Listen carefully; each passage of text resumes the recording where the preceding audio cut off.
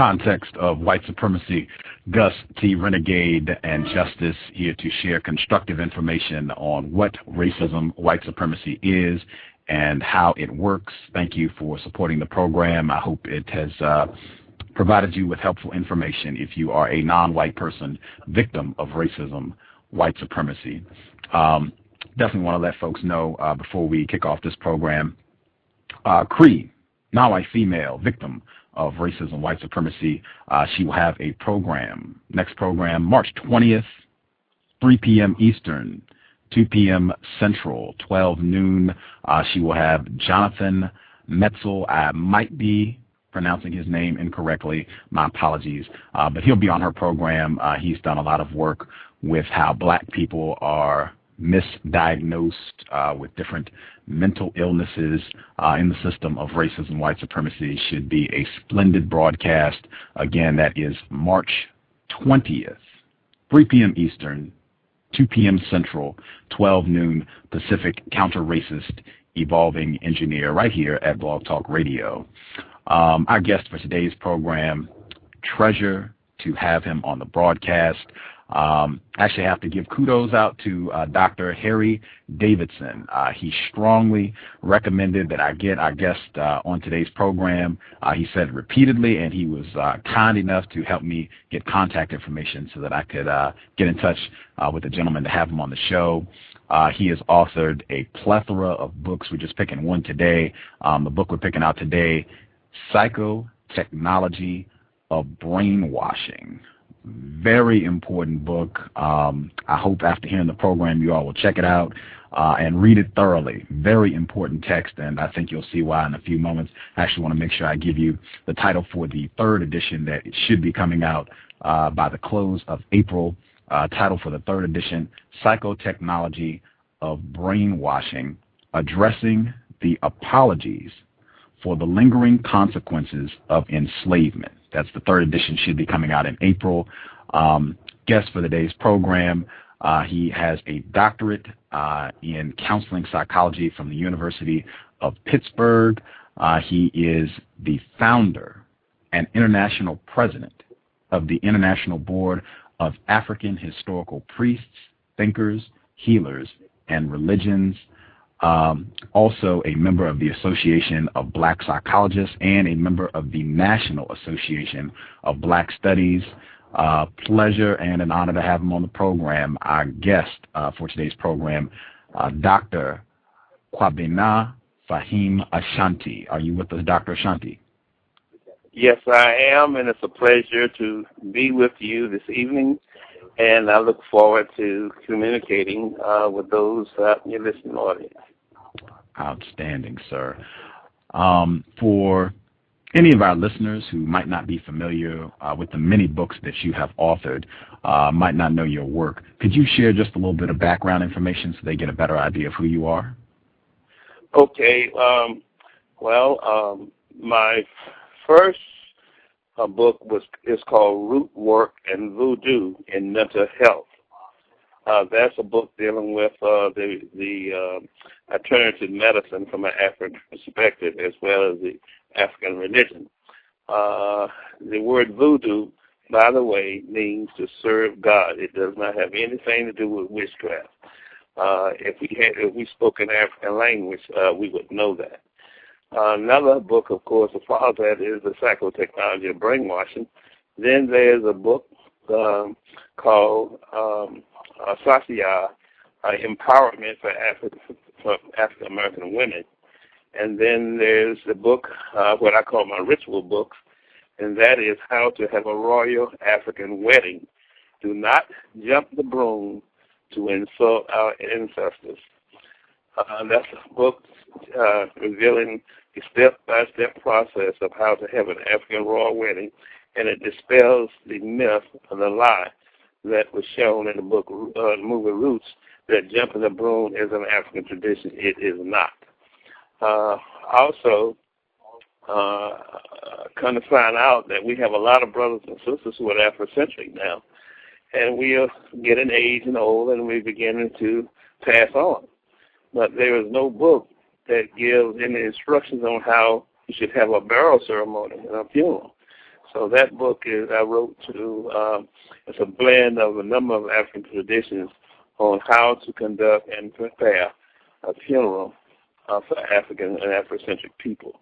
And then I noticed that of all as religious as we are not on record, meaning African Americans are not on record of having ever created a national religious holiday, a holy day, for a god.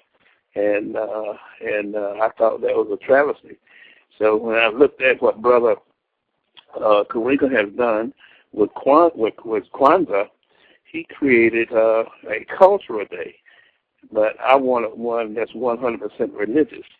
And so I wrote a book called 11 Holy Days for African Americans. And strangely enough, when I wrote that book, I wrote it 2 years before 9/11. And the first day, 9/11, September 11th, it celebrates or recognizes the Holocaust. And when that book came out, eventually I was contacted by some of the news media about my book because they want to see if there's any connection there, but I wrote it fully 2 years before that. So it's 9 holy days for African Americans. And I have a number of others, but those are my main books. I also do what I call a social DNA of helping people identify and locate their African ancestry and what country they come from, and as well as what names they should have based on their own individual profile.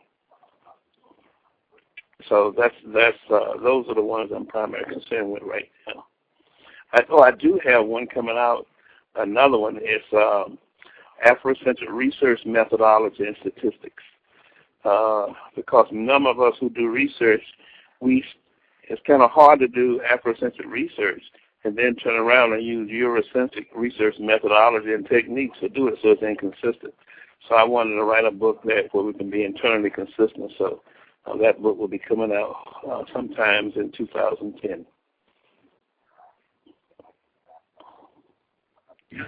Groovy. Thank you so much for sharing. I hope our listeners are paying attention so that they could, again, I linked your website in the description not your website, but the Serafina books in the description for the program so people can check it out. If you are not listening at Blog Talk Radio, Serafina.nl. If you put that in, it should take you to the website, and then you can look for Dr. Ashanti's name, and she has all of the books that he's published at this point. You can go there and pick them up.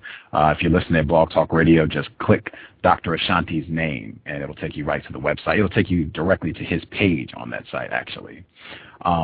I want to try and get as much information as possible out of Dr. Ashanti while we have him today. He was kind enough to share his time with us. Before we get started, you are a black male. Is that correct, sir? Yes, I am. I am 66 years old, and I'm about 6 feet tall. And I have a doctorate degree in counseling psychology from the University of Pittsburgh, and I also have a doctorate. I'm a natural doctor or healer in Ghana, West Africa, and I'm licensed and consider myself an alternative healer, primarily using African traditional methods. Wow. Okay. This program, The Cows, Context of White Supremacy, I have unfortunately concluded that we are in a global system of racism, white supremacy, and the definition that I use for both racism and white supremacy is a global system of people who classify themselves as white and are dedicated to abusing and or subjugating everyone in the known universe whom they classify as not white. Do you believe such a system exists, and do you believe that is an accurate definition?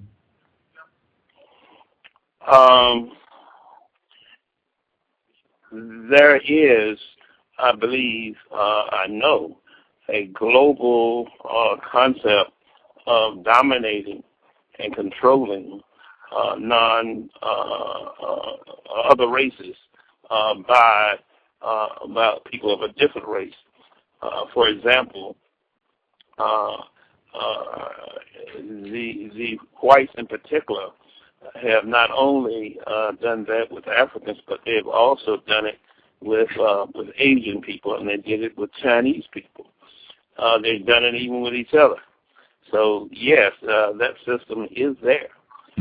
But on the other hand, however, given the chance and context, we've seen smaller examples, if you will, of each race attempting to control another race that's not necessarily white or their own race. But we see examples of it.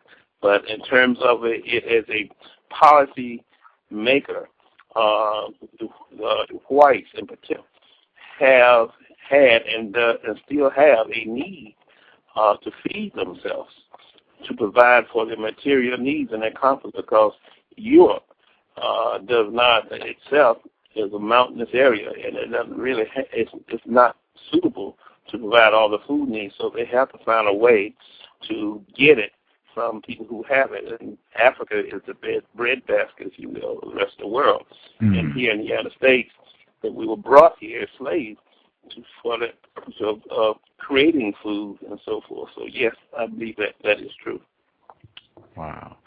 I'm itching to hop into psychotechnology. I just want to ask quickly, as a black male in the system of white supremacy, would it be accurate to say that you are a victim of racism, white supremacy?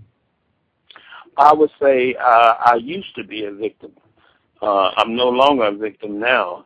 I am now a survivor of it, which means that puts me now on the offense.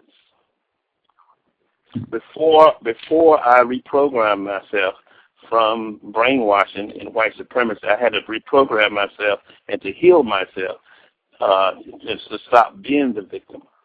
And so now I'm not the victim. I define myself now as a survivor simply because of my background. And by being a survivor, that allows me now to be able to think independently and to organize my people or anyone who would assist me, if you will, of empowering myself, my family, as well as my group. So I am, in fact, a survivor. I could even go further than that, but it was in terms of how I define myself. I would say I am an African, and I control my destiny, and I control my definition of myself. So therefore, my eyesight, my hearing, my mouth, everything comes from my own center. I do not find myself or operate from the perspective of the definition of a white supremacist. Groovy. Okay. Outstanding. We're going to hop into psychotechnology of brainwashing. When I spoke with you yesterday, and I believe the first time we spoke as well, you continue to emphasize all of the apologies that keep coming out where white people, sometimes they're senators or representatives, and saying that we want to apologize for the lingering consequences of slavery, and you continue to highlight how important that was and what those consequences are. Can you share that with our listeners? Yes. That was first of all, just before President Obama was elected into office, for about 2 years prior to his elected office, starting over in England with the Anglican Church, there was an apology on the part of whites for their role they played for enslaving us, and he would always say that we still suffer the consequences of that to this day. Every 30 days approximately from that first one here in the United States, starting with Virginia, then North Carolina, then Alabama, then Florida, then Maryland, New Jersey. Every 30 days there was an apology for enslaving us, and they were very specific in saying this apology could not be used, however, for reparations. But they did apology until it finally led up to the July the 29th, 2008, where the United States Senate itself passed the apology for the lingering consequences that Black Americans today continue to suffer from the consequences of slavery. It couldn't be no crystal clearer than that, that this was a formal admission that the United States, in fact, have brainwashed African American people, and we are not aware of it, even when they have admitted to doing it, because they use the definition of brainwashing and not the term itself. It went right over our heads. And so we saw it as, hey, no big deal. You can apologize all you want to. It don't really mean anything. This is the clearest admission I've ever seen, where we still are wondering, why can't we get our schools together? Why can't we have jobs like everybody else? Or why can't we not excel in this and that? Why can't we not be independent? The answer is we are still brainwashed and don't know how. Even though we have a desire to do it, we still can't do it. Everybody agrees, for example, that we could take something like owning a hotel. Let's take big groups like the Greek fraternities, the sororities. Mm-hmm. They don't have a hotel, but if they decided to withhold their money for 1 year, I'm not going to national convention, they're all pooled together. It's very easy. They could have at least $100 million in which they can build from the ground up a full-fledged hotel. They talked about it, they discussed it. But nobody has ever been able to come together because the trust factor is not there. So the bottom line is it's not going to change until there's a massive, organized, and systematic approach in every state, in every city, and every hamlet to enter a program run by qualified African people to take them to a program of de-brainwashing and to heal them in order for them to be able to achieve at the level they should achieve. Now, you can't get African American people to listen to that, especially coming from another black person, because they don't believe they have been brainwashed.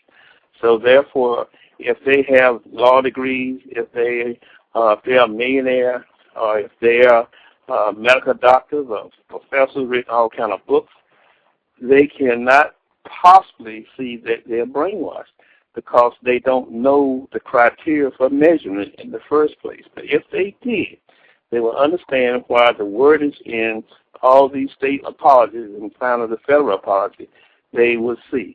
Now, if these white senators and representatives at the state level and the federal level, if they can use language like that, they know, in fact, that we are brainwashed, and they can and they admitted to it in so many words. They can also tell us how to fix our problems if they wanted to, but they don't.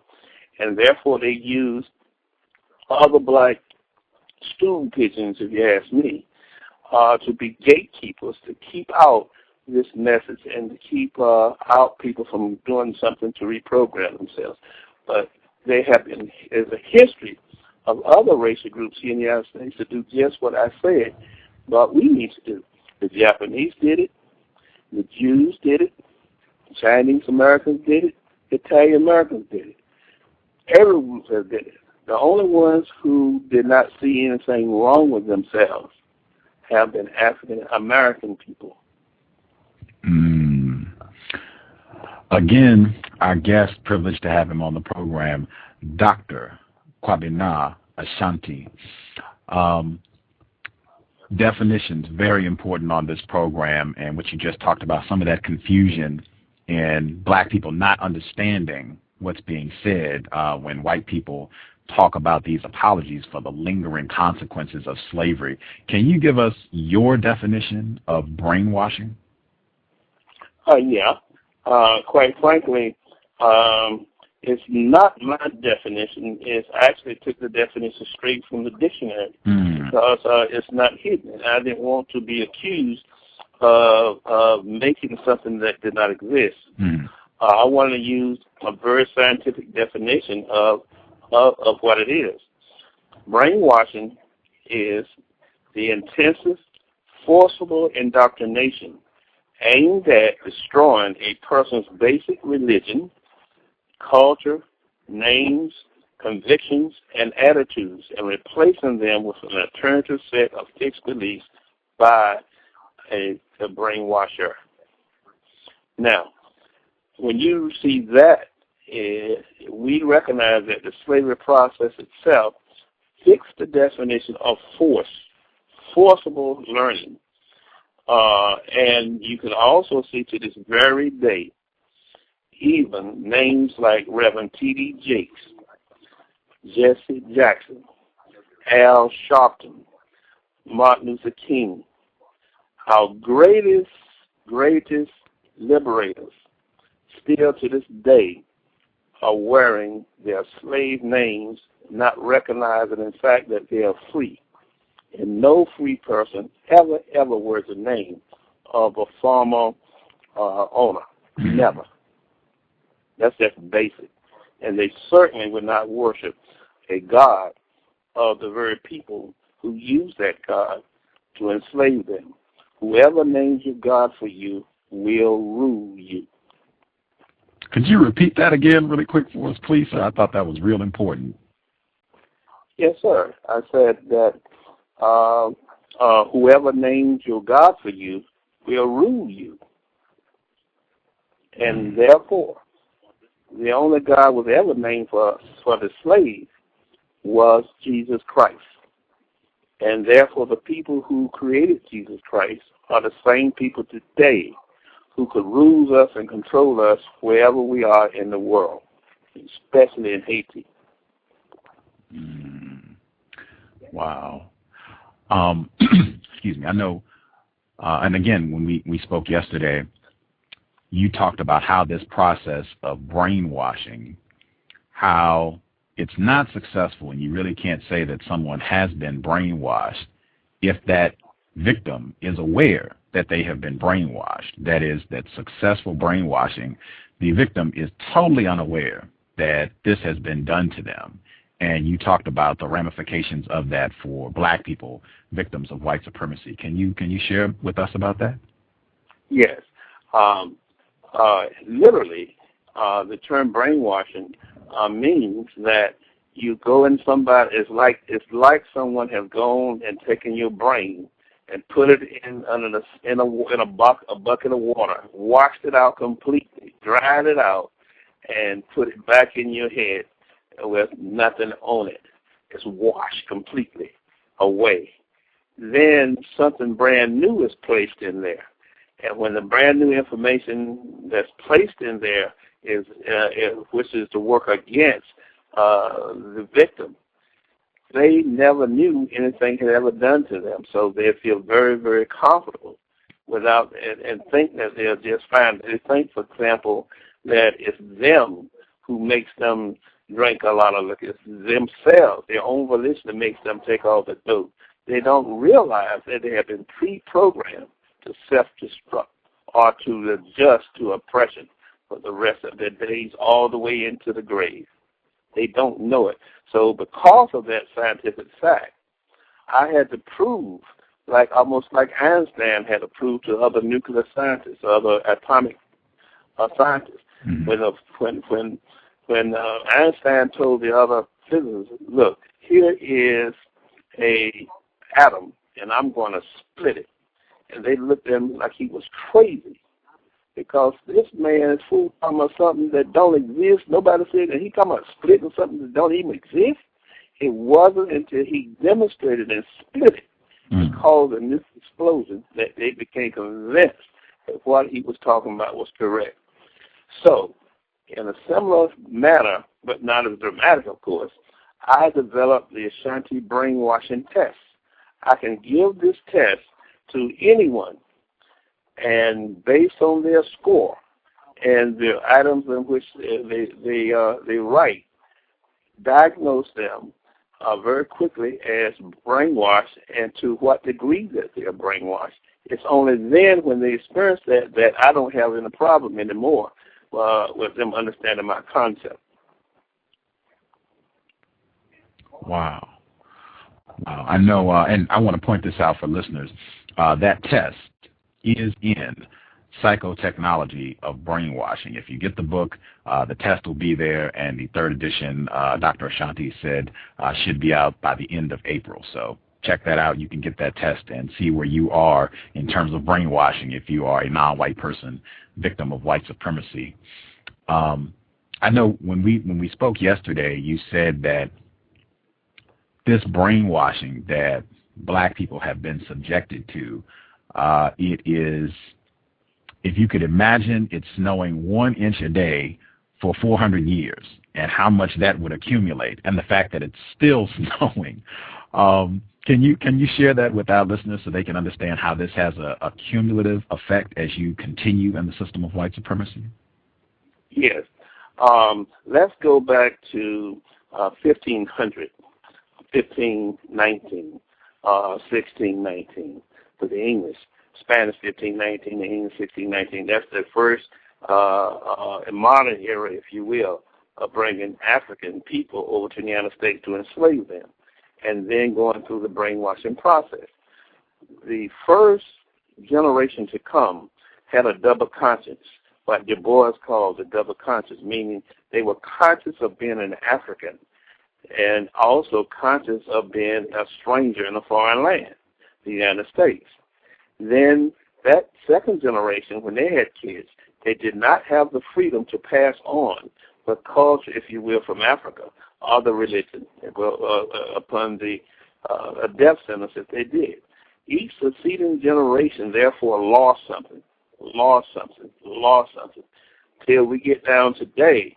And if I would say, I'm going to work some voodoo on you, you would think that I would be trying to hurt you or destroy you, when all I said was serve God. And an African man would run like hell over here from saying serve God. That's the ultimate of betrayal, of brainwashing. Now, so therefore, for me to take a group of people right now, I'm working with some right now, matter of fact, I take in a group about every 4 months, and I put them through a program to reverse the brainwashing, and that is when you begin to see how much resistance that you would get even from people who want to reverse it. They will fight psychologically and physically to stay brainwashed. That's the principle of the scientific principle of brain. Once you have been brainwashed, the fear element that they use to brainwash you, that fear element is still within our psyche. So we become very, very afraid of breaking out or coming out of something that we've been exposed to all our lives. So it's very easy to change people politically. It's very easy to change people culturally. But there are 9 different areas that I've identified in which people would have to be reversed. And when you start to get into those other areas, that's when they get very, very afraid, and some of them will if you will self-sabotage themselves. This is where I also found out that knowledge itself does not set one free. I grew up in school and heard great speakers say knowledge will set you free. Knowledge does not set you free. All knowledge does will give you a choice to exercise freedom or stand put, but it don't make you want to become free. It gives one a choice, and they're too afraid. They will ignore the knowledge that they have because of their fear and stay right where they are and suffer. Again, context of white supremacy, Gus T Renegade and Justice, our guest, Dr. Kwabena Ashanti. I want to double check to make sure Justice, if she's on the line, if she has any questions, she can hop in and ask as well. Justice, do you have any questions you would like to ask?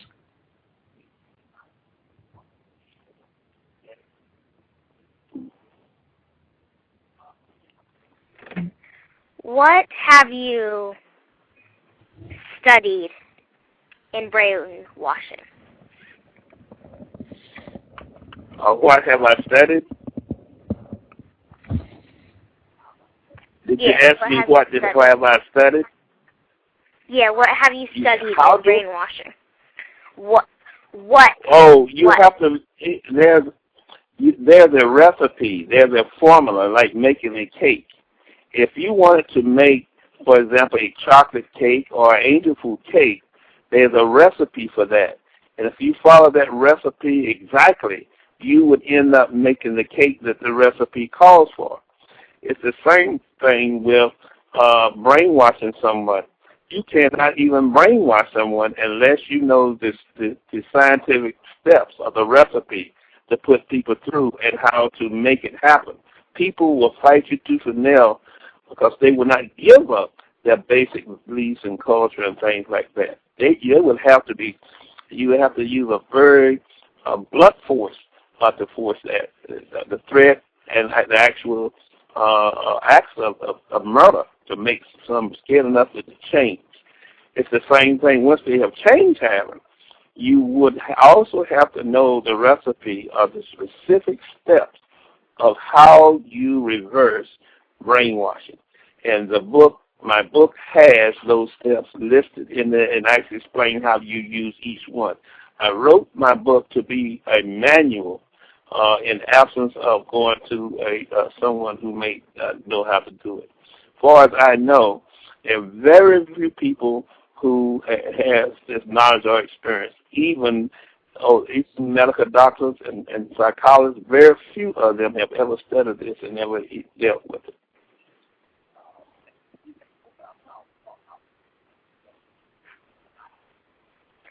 Okay, I'm kind of out and about, so I don't have any questions at this moment. Okay, thank you very much. Thank you, Justice. 10 years old, all-star. Learning. Oh, Lord. I didn't know she was just 10 years old. Oh, yeah. Wow. She's great. Very impressed. She's very impressed. Always an all-star. Justice, the best. I want to share information about the recipe for brainwashing because that's in the book as well. But before I get to that portion, I did want to talk about some of the results that I think non-white people are accustomed to seeing that is a consequence of this brainwashing, because I know you talk in the book about how this affects not only how black people, non-white people, how they perceive and relate to other non-white people, it also affects how we relate to white people. No question about it. Can you talk about some of the symptoms for each of those, please, sir? Yes. Let's take children between the ages of 6 and 12, boys and girls, okay? In children, many of them will demonstrate learning disabilities in verbal and math, identity confusion, not sure of their race or whatever. Many will have gender conflicts, don't know if they're male or female and how they should respond, how they should behave. Many of them feel alienated from their own race and culture and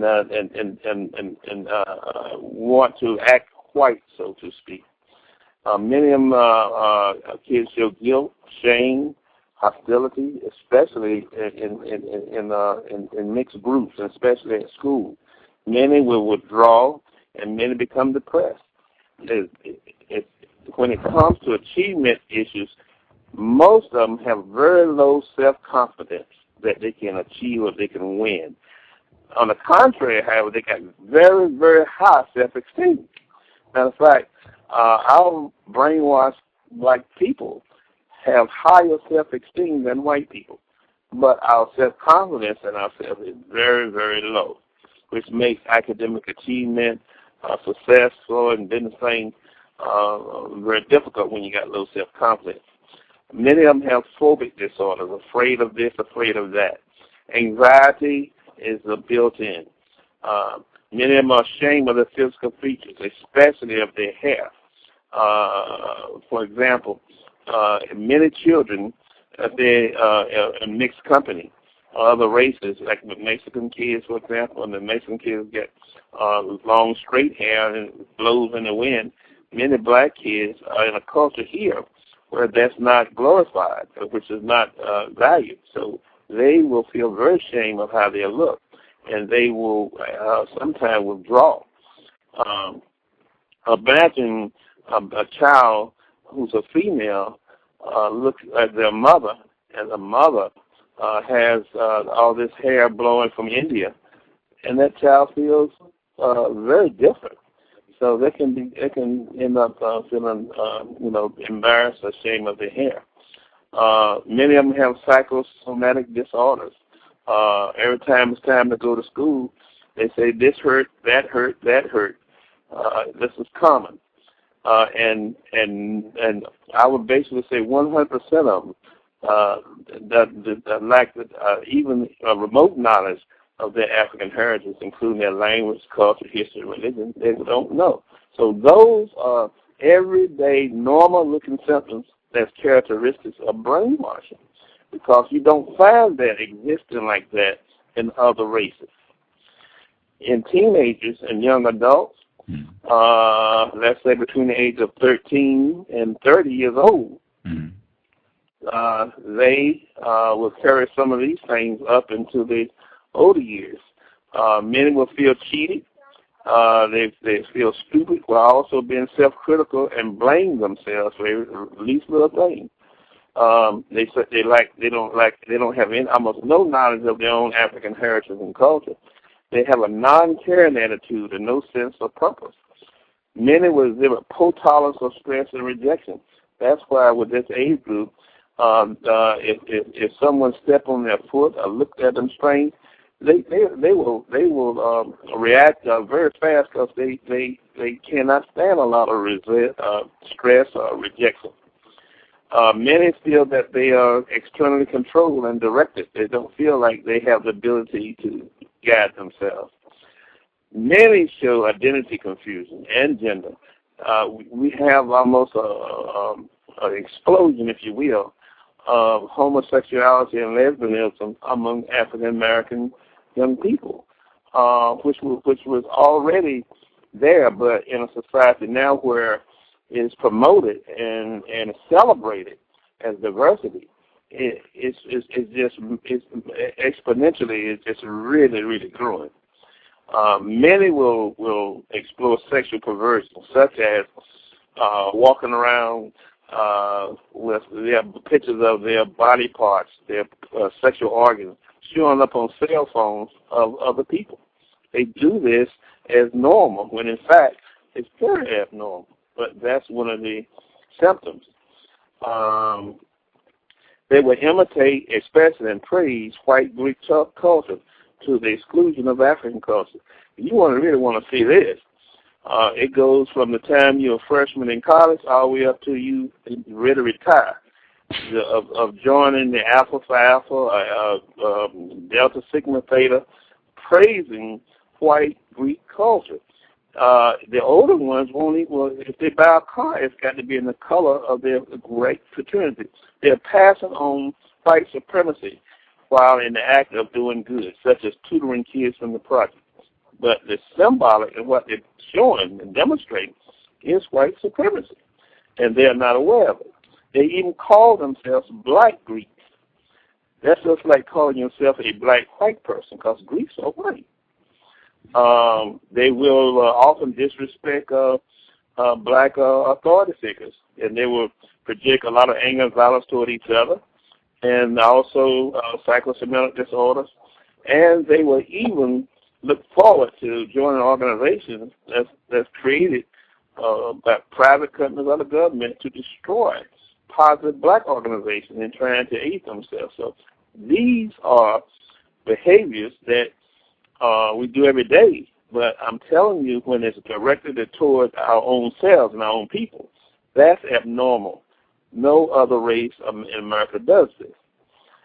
And adults between the ages of 30 and 60 years old, they will have a lack of knowledge or interest in anything dealing with African history.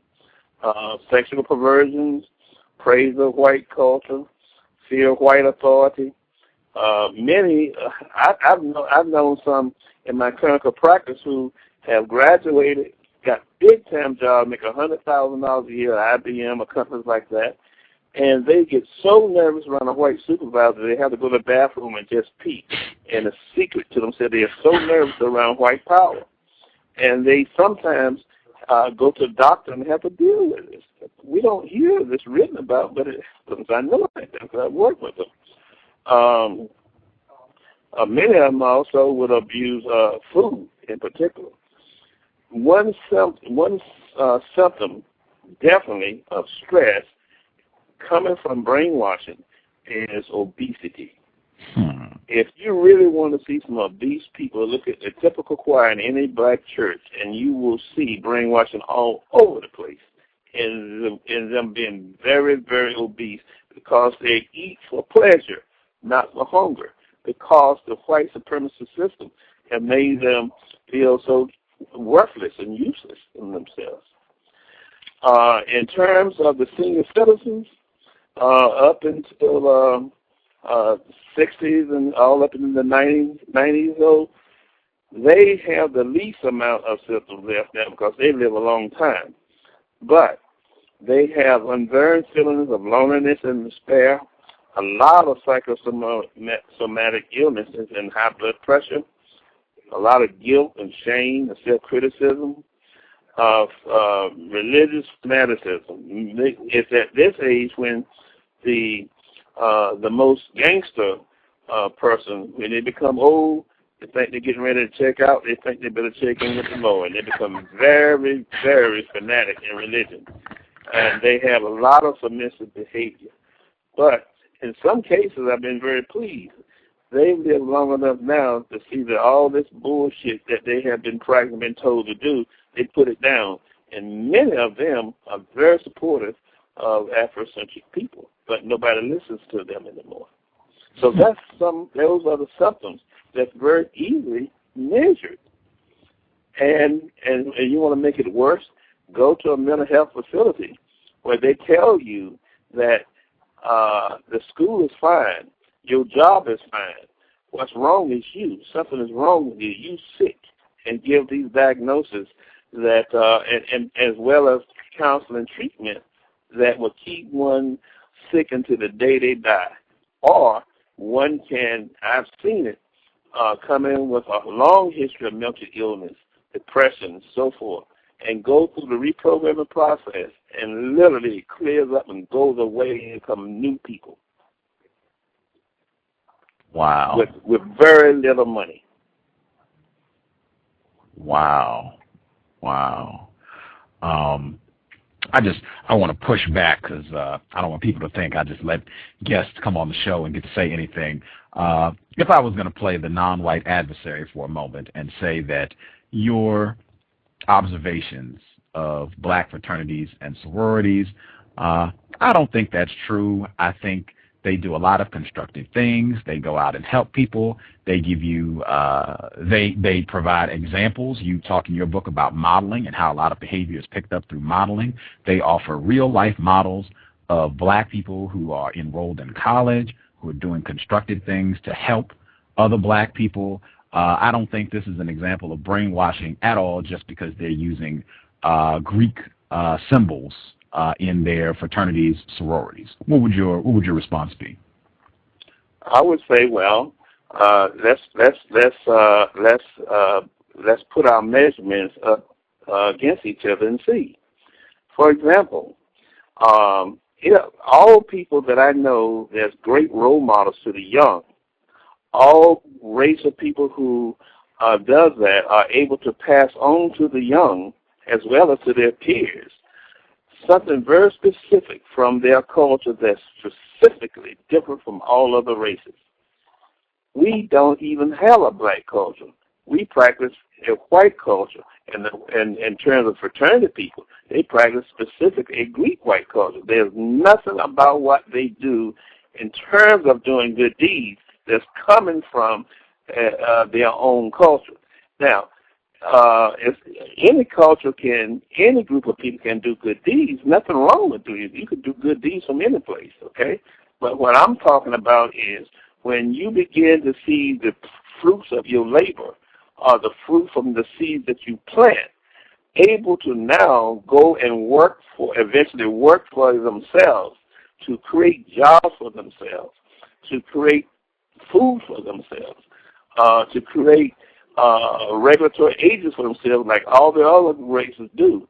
That's brainwashing.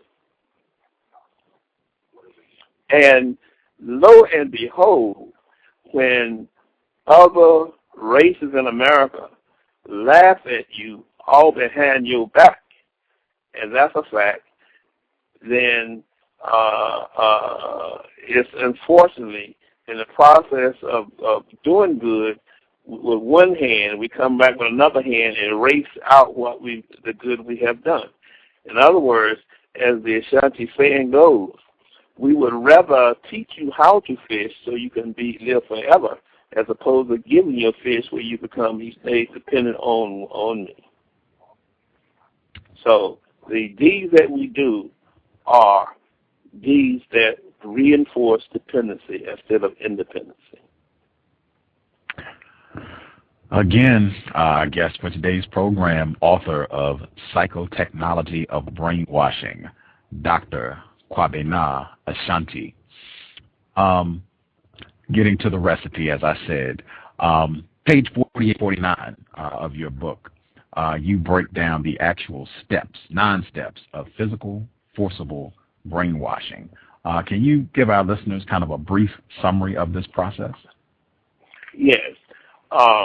In the early days of the United States, before you got the advent of the media, the brainwashing process was a one-on-one act with, in most very small groups. Okay, so what you had to do was first, very simply, the first thing you had to do was begin to take away things from the African people, and there are 16 things that were taken away. The first 2 things that is essential to take away was the control of their movements, their freedom. So you had to use guns and weapons to control them, so they could not move out of one barrier or one location to another. Then the second thing you had to do was take away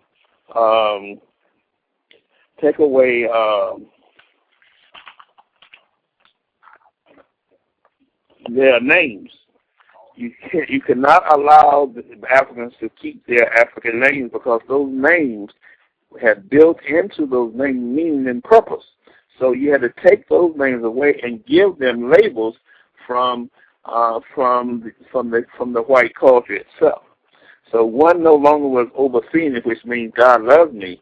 You then now became James, which may have been a character in the King James Holy Bible, for example. Or you can be given names of famous people such as Caesar, so forth. But the names had to be taken away. Then the fourth thing was your language had to be taken away. You were not permitted to speak your own language, because that if you could speak your own language, a slave master couldn't speak it. So he wouldn't have no control over you if he allowed you to speak your language. So he took that language away. Then, most important, they took away all references to your African gods and religion. You were not allowed to practice it at all in the fear of death. And you had to replace it if you were allowed to have a religion at all with Christianity. Many of them were not even allowed to even have that, quite frankly, because we didn't become wholesale Christians until the 1940s. Then they had to induce fear and anxiety in us by using murder, raping, beatings, and punishment examples before the whole group. So you had to put that fear of God, the fear of death in them. Then you had to teach them to relate to artificial things such as skin color. Teach them to dislike, hate their black color, their hair texture, the physical features, and relate to other things such as that which is white. In other words, you have to give a whole new standard of beauty and desire. Then you had to devalue the culture for the Africans. In other words, there are 16 things you had to do. And if you did them in the right way, then therefore, once you have done that over several generations, the brainwashed Africans would then fight to the death to stay brainwashed because they don't know that they're brainwashed, and they wouldn't change if you try. Now, these 16, to be able to change these 16 things, because remember I said that nobody gives those up without a fight, and that's true. So you had to put these 16 things under 9 different steps. This is the psychotechnology I'm talking about, the technical aspects of the mind. You had to then physically contain them. That's step 1. You had to use confusion to confuse them. That's step 2. Then you had to emotionally and physically assault them. And then 4, you had to deprive them of food or shelter, sex. Then you had to eventually get them to confess that they were dumb, stupid, and weak. Then you re-educated them in a system of white supremacy. Then they have to submit to it, to give up all resistance to it, and then begin to identify with white supremacy, identify with the white master. And then the last step is mental side of the death of the mind. Now, I talked about the 16 major things you had to take away, but you couldn't just take them away. You had to put them in this category like I'm talking about. That's how you resist. Remember in step number 3, you had to emotionally and physically assault them. You got to kill a few of them. You got to rape a few of them. I got to be serious with that. That's what makes them give in to allow you to take away those things from them. Now, today, we build upon what was already there for 300 years or 400 years. And the one that's been born today, it's a new technique, but the same principles. You still have to physically isolate or contain them. You use public opinion engineering. You use psychological warfare, government control, ideological preferences such as liberal or conservative, institutional discrimination, technology, fear, and then finally mental side. The same principles but done on a mass basis, where now you could do only 2, now you can do 1,000 at one time by the media. And that's why we have what is known as BET today. There's a direct correlation between what we see in BET and other media and records that we listen to or CD we listen to and behavior. When you begin to see hip-hop stars, for example, wearing their pants below their waist, it exploded all over the place as a form of rebellion and rejection. So these are, and the one that's the worst, the one that's the most dangerous of all forms of brainwashing is the 9 steps of hidden coercion brainwashing that's going on now. It's much more dangerous than what was going on during slavery. So that is how, in terms of the process, you have to do this, and you have to. Each one is done within a group. You cannot have outsiders or people coming and interfering when the brainwashing process is going on. That even happens on an unprofessional basis, let's say with a husband and a wife. If the husband or the wife is very jealous and afraid of losing their mate and want to control them, they won't let them have interference. They don't want no interference. And they put fear in them, say, if you do this, this is what's going to happen to you, I'll leave you. So this you cannot sit down and guess and figure out this process in 1,000 years. In our case, 400 years, because it is very technical. But once it's pointed out to you, then it's fairly easy to walk through it. It is possible to undo the cumulative effect of 400 years in 4 months to thaw it up and begin to make it see it, and then to make it permanent in another 4 months. So basically 1 full year of programming and reprogramming change bring about permanent change itself. Wow. Wow. One of many things that stood out while I was reading Psychotechnology of Brainwashing, you talk, and I think I have observed that non-white people will acknowledge that, yes, we were conditioned, brainwashed during formal slavery in this area of the world, but, you know, that was 200 years ago. That was a long time ago. That's nothing that we're talking about right now. And you in your book, you talk about how this continues as hidden coercion brainwashing. I guess can you kind of give us some other examples? You talked about BET and music videos. Can you give some other illustrations of how this continues, this process of brainwashing of black people? Yeah. First of all, there are at least 9 major areas of life that brainwashes people, positive or negatively. These 9 areas would be: 1, starting off dealing with the concept of race. In other words, how you define yourself, or other definition you accept from yourself, or what your race is, will determine a lot of things about a person. Then a subdivision of race is ethnic group.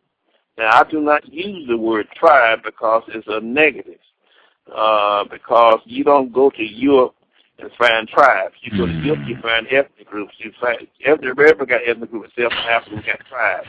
That's not something we created. So we have ethnic groups, and the literature is now starting to change, where it's not, use tribes like you used to. But once you then identify what your ethnic heritage is, then that will have a direct impact on your agricultural, housing, safety needs. In other words, how a person grows crops, or how they build houses, or how they use medicine, etc., is dictated by, if you will, their ethnicity or membership into an ethnic group. Then it will also affect, number 3, your philosophy, what you believe. Whatever you believe becomes what we call our philosophical base, our philosophy. Then the next area to be affected is it affects how you act on what you believe. We call acting, I call that act of behavior, ideology. Your ideology is how you act and how you behave based on what you believe. Then the next area it will affect will be your religion. And your religion, matter of fact, is the base, the hardwire of your human computer. It's the religion block itself that controls all the other 8 blocks. If one can control that religion, then he can control a person religiously, racially, philosophically, ritually, educationally. He can control all of those things. It will also affect your culture. It will then affect your ethnic membership, and it will also have a direct impact of the rituals that you will practice to educate your society. It will also impact how you fight, how you protect yourself, how you behave in warfare, as well as the media that you use to educate and to demonstrate to the masses your principles. So when you look at those blocks and you go and analyze them, or if I ask a typical African American, can you tell me what your ethnic group is? They could not tell you because that block has been taken away. You see, you can no longer be a Zulu or you can no longer be a Kikuyu because you don't even know what that is. When I'm doing demonstrations sometimes, I'll say those words, and it's like I'm speaking Avatar. So they don't know what it is.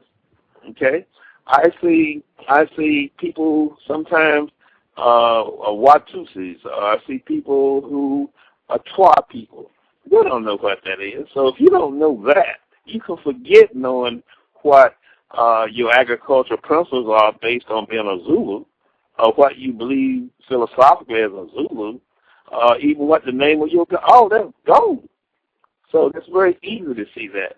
So even though you can recognize that, yes, they took away this. This is, last month was Black History Month.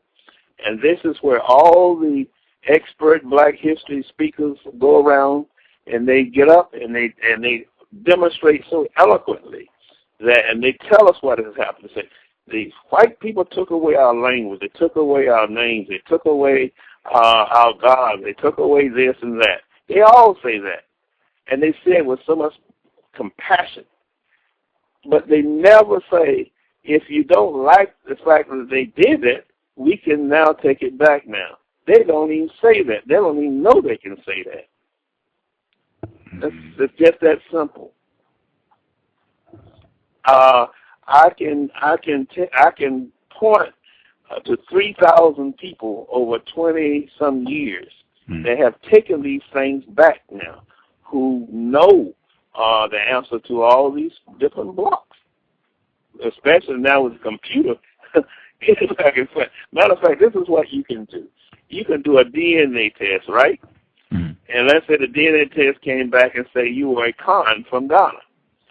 Well, if they tell you that, then get on the computer and put in a Khan agriculture practice, a Khan ideology, a Khan philosophy, a Khan culture, a Khan educational practice. You can learn all back just like that. Simple. Wow. Again, our guest for today's program, Dr. Kwabena Ashanti, author of Psychotechnology of Brainwashing. You talk in the 9 steps of brainwashing. One of the major steps, the 8th step, the use of fear and making an effort to intimidate your victims, really making an effort to paralyze them with fear. And in your book, you talk about the way racist white supremacists have used Christianity to condition Black people to fear white people. Can you break that down so our listeners really grasp what you're saying there? Yes. An automobile or a car is useless if you don't have any gas. All you can do is look at it. It's not functional at all. Mm-hmm. Well, the gas for a human being to brainwash them and to keep them brainwashing is F-E-A-R, fear. That's the gas that does it.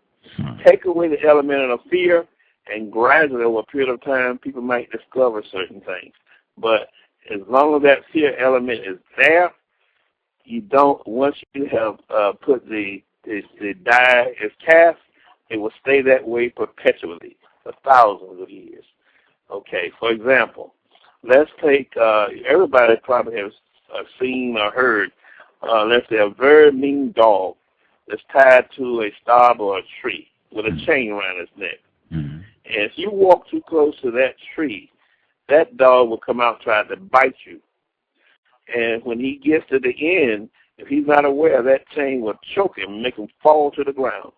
So pretty soon, the dog gets conditioned to knowing how far to run and where to stop without getting injured. And once that has been conditioned and brainwashed into that dog, you can literally take the chain off that dog and let him be free. And that dog will still run and behave as though he is still on the chain. That is the way brainwashed people are. For example, the most important block of all of the 9 power blocks, again, race, agriculture, philosophy, ideology, religion, culture, ethnic group, rituals, warfare, and media. Of those 9 things, the most important of all to incur fear is religion. So therefore, we people come from a very religious background in Africa. People with a lot of melanin tend to be very spiritual people. Now, ever since our ancestors who built the pyramids back in ancient Kemet, or the Greek name Egypt, were very, very concerned with what happens to our soul in the afterlife. And that led to the 8 negative confessions of the 42 commandments before 10,000 years before the Christian 10 commandments. Matter of fact, the Christian 10 commandments came out of those 42. But it makes you very concerned about the afterlife. So therefore, the person who has the most power in society over us directly, that is controlling and the gate people for white supremacy and brainwashing, is a black preacher. He knows what God said when he said it and how he said it. He can tell you what will happen to you if you don't live this way or don't pay your tithes, where you're going to end up straight to hell. So therefore, that keeps that element of psychological fear heavily embedded. In terms of the material fear, you see that all the time by being fired from your jobs, or being denied employment, or being shot by the police from some crime or whatever. These are the fear elements that's always there. And not only that, we know that the system of white supremacy even has spies among us who look just like us.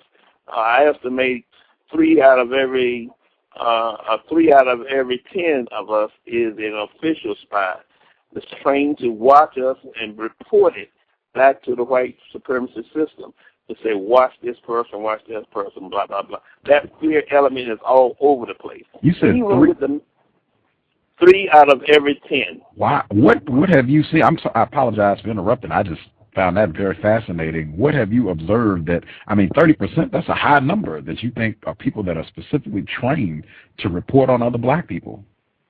Some of my colleagues put it even higher than that. Wow. For example, Naeem Akbar, Wade Nobles.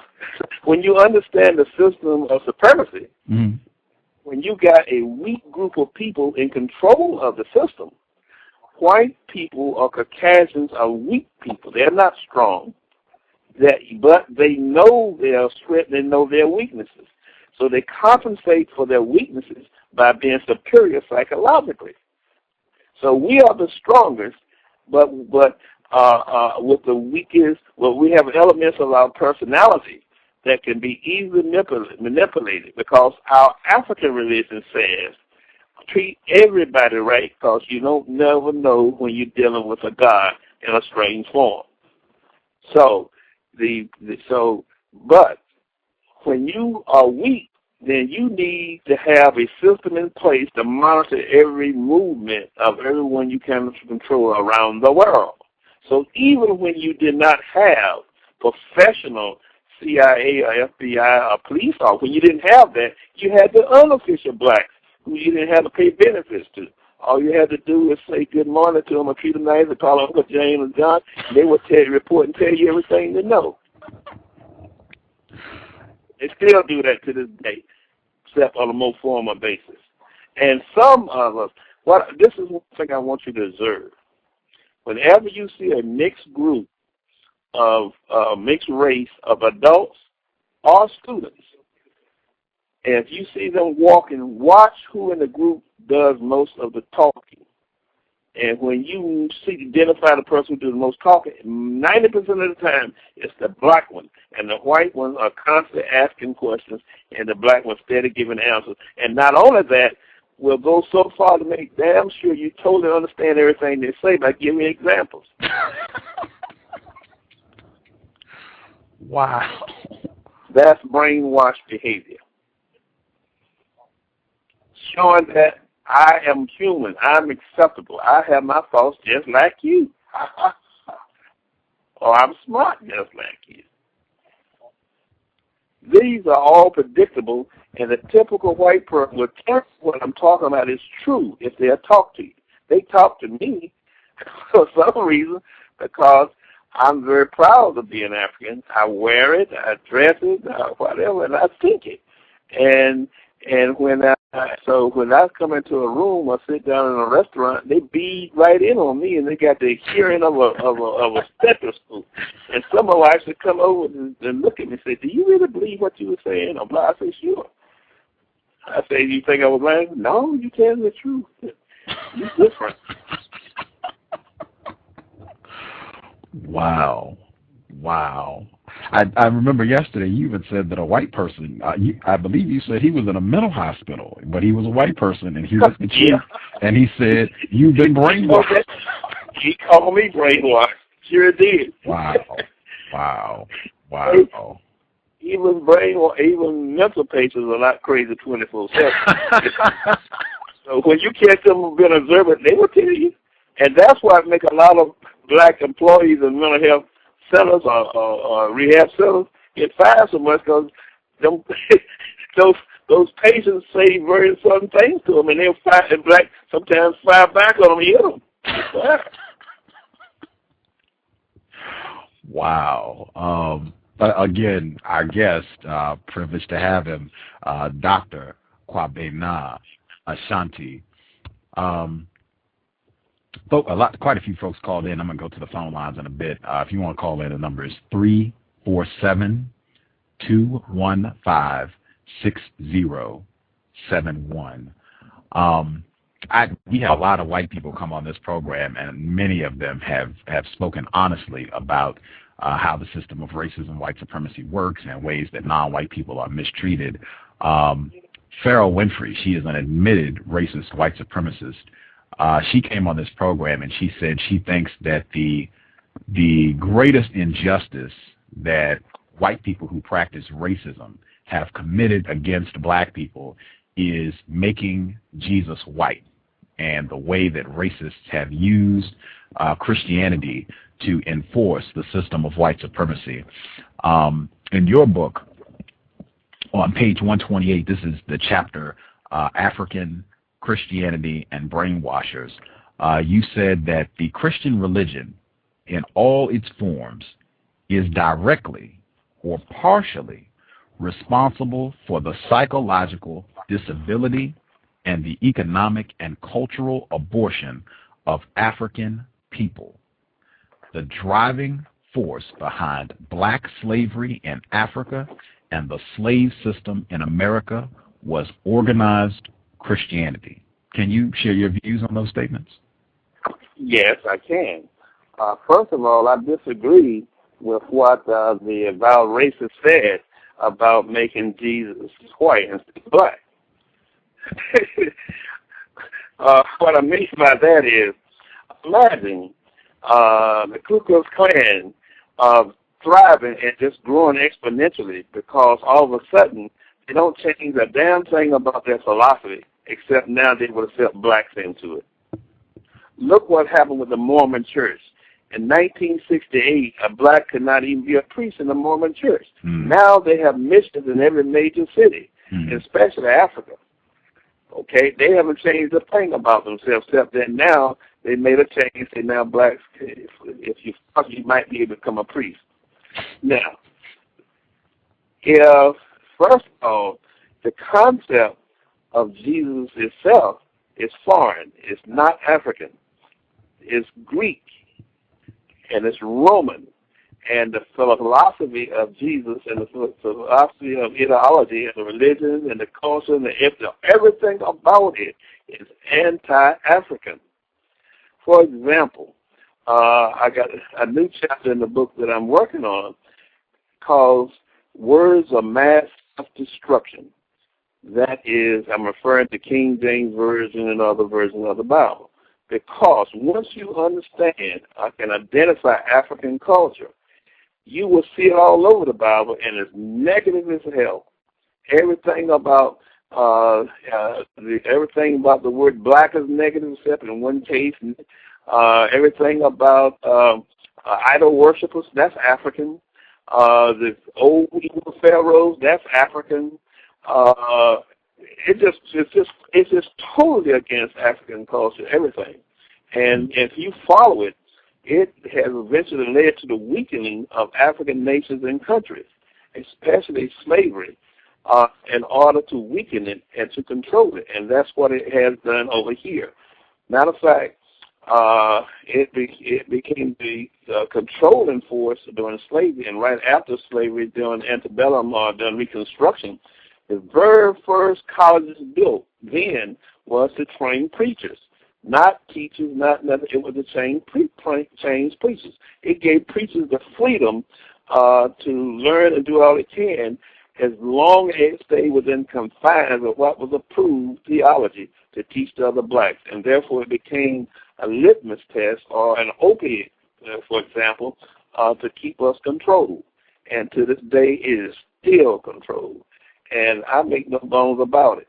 What I'm saying is true of any religion, including my own, is everybody's religion is designed to protect the people who created it, and basically to reject the religion and God of other people. All religions do that.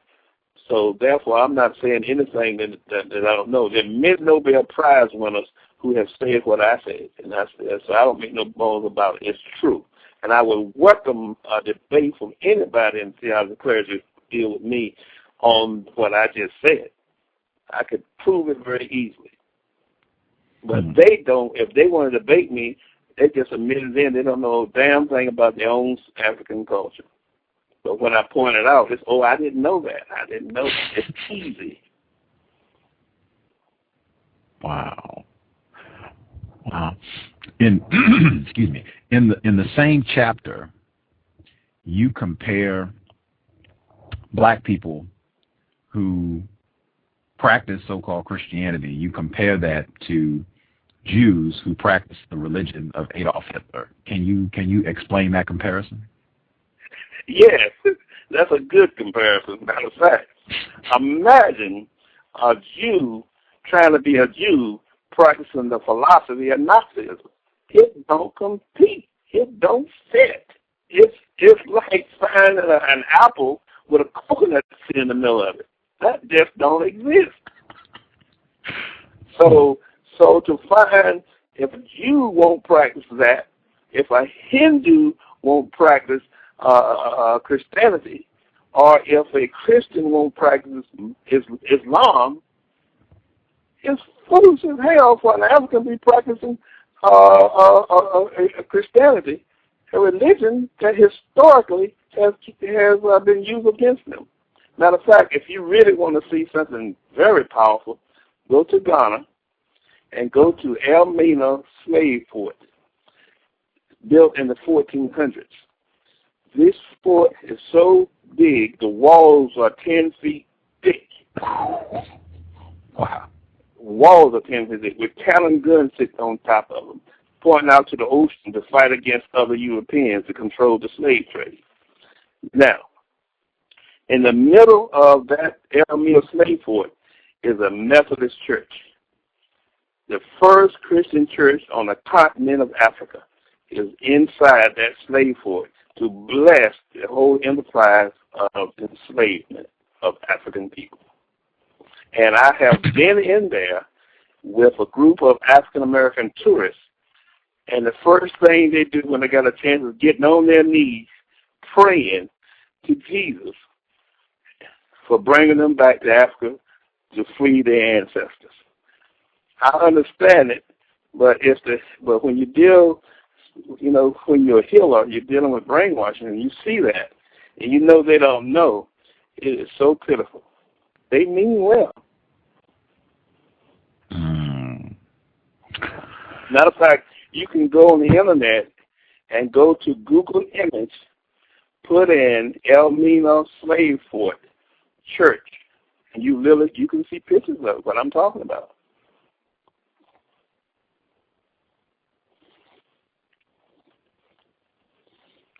If you want to take it even further, go to the Caribbean, Jamaica, Haiti, Dominican Republic, all down in the Haiti, all in the Caribbean, and then go to Africa and look at the judges and attorneys and lawyers dressed up in white wigs on their heads, looking like monkeys. As hard as it is trying to look like white people to this very day.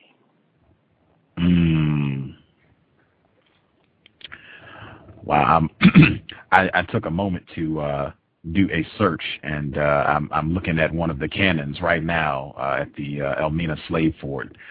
You talk about a phallic symbol. Anybody familiar with Dr. Welsing's work? Wow. Wow. Yeah. Anyone, if you have the ability, do that Google search so you can see some of the images of what Dr. Ashanti is speaking about. As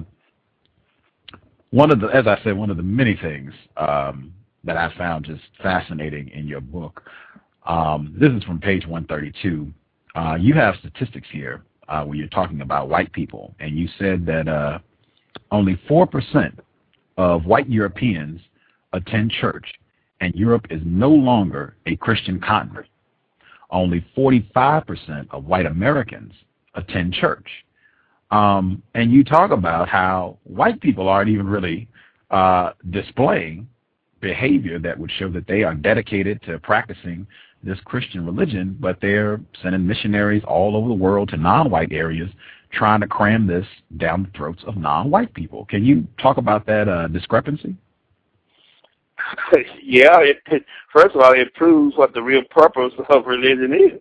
If your religion is supposed to be so useful to you, then you will deserve it. But Europe itself has never been a Christian nation, and so therefore that's why so few people go to church in Europe. You would think, for example, that all these missionaries that's tripping over each other down in Haiti. Haiti, by the way, should be the richest place on earth. Ever since I could ever heard the word, I've seen white people breaking their necks, tripping on each other, going down to Haiti to bring God and Jesus to Haiti. And it's the poorest place on earth because of these damn missionaries, quite frankly. Now, so you would think they would be sending the missionaries to Europe, to England, to France. They don't. They're sending them to Africa, South America, and to black neighborhoods here in America. On Saturday mornings, in the black hood, on the East Coast at least, you can see 2 or 3 every Saturday morning going around knocking on doors. And it's always, most of the time, it's always going to be a white supervisor with them going in black neighborhoods trying to convert the people. By definition, the conversion process itself means to take away somebody's power. So that's what I mean by it. Those statistics are not a secret. And so when you see those statistics, if you ask the question, why is this, then it will start leading you to these conclusions. Again, context of white supremacy, Gus T Renegade and Justice, our guest for today's program, author of Psychotechnology of Brainwashing, Dr.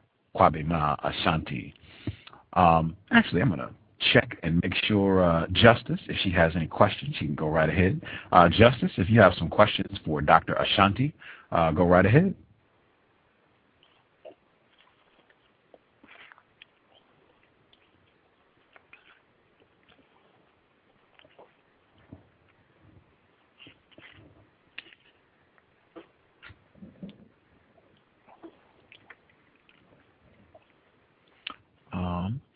She might be listening. If you have some questions, if you think of anything you would like to ask, feel free, hop right in. If not, I know I have some other questions and some other folks called in. Before I go to the phone lines, this was in the same chapter, and you had talked about it in other spots in the book as well, humanitarian disease. Can you explain what that concept is for our audience? Yes. I had to come up with a word, a terminology, in essence, that meant what I was trying to say about the behavior in general, whether brainwashed or not, of African people or people of color. We have take great pride to win awards for being humanitarians, okay? But when you take the humanitarian acts so far way past looking after and being humanitarian to your own people, it becomes like a disease coming to destroy the very person who's doing a humanitarian work.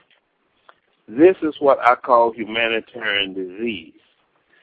And so by having, it's almost like a gene, almost like a genetic, like biological, but it's not. It's psychological. And it's learned behavior. It might even be, it might not be learned. It might be just a natural characteristic, if you will, of our species. But many of our people have gotten hurt, have gotten in trouble, whatsoever, trying to go out of their way to help another race while ignoring their own people. And this is what I call humanitarian disease. And it's not, that term is not appreciated, by the way. But to me, it's one of the most powerful concepts I've ever developed related to brainwashing and undoing it, is that natural tendency, a characteristic of the African personality to go out of our way to help someone else while ignoring our own people. So when that goes to the extreme, humanitarian disease. Wow. For example, when you go in the grocery store, when you go to any place where the person who's operating the cash register, you watch how they behave when a white person gets in line. They are so nice and kind, and they speak to them and say thank you and all this. But when they're exception to the rule, but in general, you don't expect that from a black person. They give you what you want and don't say nothing, give you change, and ignorant go right on and do right up again to a white person. That's humanitarian disease. Wow. I have observed that frequently. I didn't have a term for it, but I have observed that consistently, where it's just a total change in behavior in the way that black people will treat white people, even the way black people will treat anyone who is a non-black person. Total change in behavior, in the way they relate to that person, and generally it tends to be they're much friendlier, much more hospitable to non-black people, especially white people, than to other black people. Big part of the brainwashing. Big part. And by the way, brainwashed people in particular definitely display this behavior. For example, let's go into a certain neighborhood, and this neighborhood belongs to the Bloods or the Crips, and here I am, a black guy. I'm going to be kicked out big time and threatened, most likely. But if I'm white, I can walk and go any place I want to in that bank. Ain't got to worry about nothing. Everybody should see me, my white skin, and see money and rewards, and therefore want to treat me nice.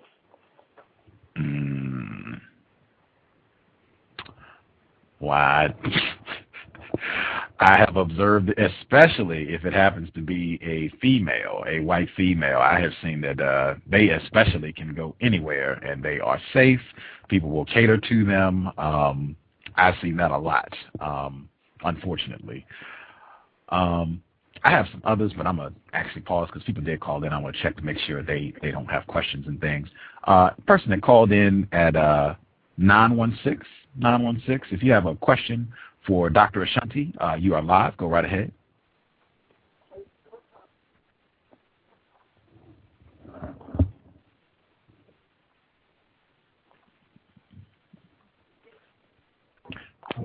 Greetings. I'm sorry. Can I be heard? Yes, sir. We can hear you loud and clear. I had to mute the phone because I was on speaker. I would like to thank our guest for coming on. The Dr. Ashanti. Thank you. Yes, I'm here. Thank you so much. Yeah, thank you so much, sir. I certainly have. I don't agree with you on everything, but at this point, it would just be like splitting hairs. We both have a common enemy that we both have identified. So I just want to thank you for coming on the show. And as far as I'm concerned, probably the one thing that I was a little confused about was the term brainwashed, because I associate wash with cleaning something that's dirty. So, but we're pretty much talking about the same thing. I choose a different right. to describe it. I'm talking about removing the dirt, removing what's positive. Exactly. So, anyway, no questions at this particular time. Unfortunately, I'm working and I just on speakerphone so I can listen while I work. But if you could come back to me, Gus, thank you so much for listening. Thank you so much. So thank you for your time, sir. Thank you. Thank you, Mr. Nero. Always appreciate you being able to tune into the broadcast. Yeah, I will come back to you. I'll come back to you and check to see if you have any questions as we go forward. Someone called in. Your number is showing up all zeros. If you called in, you have a question for Dr. Ashanti. You called in earlier. Go right ahead.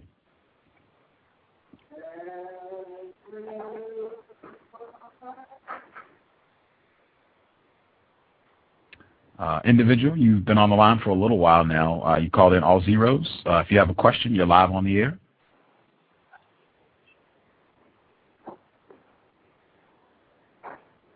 Okay. I'll assume they are listening. Thank you for listening. No problem there either. Person that just called in at 111, if you have a question for Dr. Ashanti, you are live on the air. Yeah, dude, I just wanted to ask one question, man. Like, if I'm leaking from my butt, man, like, what the fuck does that mean, dude? Forgive the interference. Apologize for that. I will wait a sec and give other folks an opportunity to call in. I have some other questions to ask in the meantime. In your book, you talked about how, I guess this kind of coincides nicely with Humanitarian's disease. You talk about how RHD for short. What is it? RHD? No, HD. Humanitarian disease. Yes. HD. Thank you. You talk about how one of the symptoms of brainwashing is that non-white people, black people, will distrust their own judgment. I guess that relates to what you said about not having confidence in themselves. Can you talk about how that's manifested in not trusting your own judgment? Right, that's correct. For example, I don't know how it is now, but there used to be a time if you had two executives on the road. Let's say I went to a hotel, and with me is my white junior assistant, and I want to talk about renting the meeting space in that hotel. Well, the white person who comes out, or the black employee who comes out, would tend to go straight to the white person, even though that white person is much lower ranking, and talk to that person as though they were in charge, and ignore the black one. That's an example of a different form of HD, or humanitarian disease. Mm-hmm. Wow. I know I just looked at the symptoms because I felt like things I have done myself, many of them, most of them, when I was more confused, and things that I've observed in other victims. One of the other things you said, and I feel like I've done this myself, a black person, a non-white person, they will feel good about being the only Negro in a certain place amongst a lot of white people. And if another non-white person, another black person does join the group, they'll be upset and might even have some sort of conflict with that other non-white person. Can you kind of share about that? Yes, that's very, very common. It's strong, too, very common. Still want to be the first of the only one. I remember I lived in a neighborhood, I would say this, they maybe had 500 houses. And I was the first black family to move there. And then after maybe about 5 years, on the street directly behind mine, there was a black family moved in. I was so happy. And as I was walking, get my normal exercise, I said, "Hey, how you doing?" And he said, "Hey," and then dropped his head back like he was busy. I said, "Dang, that's pretty cold." and so I said, "Oh, okay, I think I know what that behavior is." And he stayed there a good 10 years and really never spoke again. And one night they were trying to organize a neighborhood watch to reduce crime. And we were taking turns standing out on certain places, staying in the dark with a flashlight. Well, one particular night I was walking around and this guy put that light on me, and it turned out to be the other black guy. He said, "Oh, I'm sorry." Wow. Both were scared of each other. Wow. Yeah, wow. But that's very common, and also insulted to be offered a job because we may think that the job is an affirmative action job, and you want to get a job because you qualified, not because of affirmative action. Mm. Or another example is to be a let's say a black Republican who's conservative. Mm-hmm. Okay. Now, they automatically going to be in a very small minority in the Republican Party. So they will adopt the behavior and label of being a black conservative and begin to spout out the code words that's used by white racist conservatives in the Republican Party themselves. And as a result, they will become the darling in some circles. Other white people like Rush Limbaugh. He might even have, Rush Limbaugh may have one of them people sit in for his show to prove that he's not a racist. But you got the same thing in the Democratic Party. You got many blacks now who call themselves Democratic conservatives now.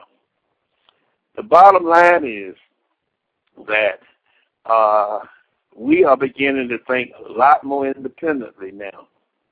And I'm going to do a prediction that after the election of Obama, the ultimate, that we have now seen blacks in the highest of the places, from the Supreme Court, the Senate, to the presidency, to ambassadors. And for the most part, our condition has not changed. And we look at how long we have been buried and been taken for granted as Democrats. And I'm thinking this upcoming election, based on what I've been seeing and hearing on the ground, they're going to walk away from the Democratic Party in droves and become registered independents. And any black who is a Republican and speaking on the issues that's dear to us is going to find a lot of respect and votes among that population. And there's going to be some big upsets and some big surprises by black people who no longer will be used as tools by black political brokers and white political brokers. And they're going to be voting for the person and not the party.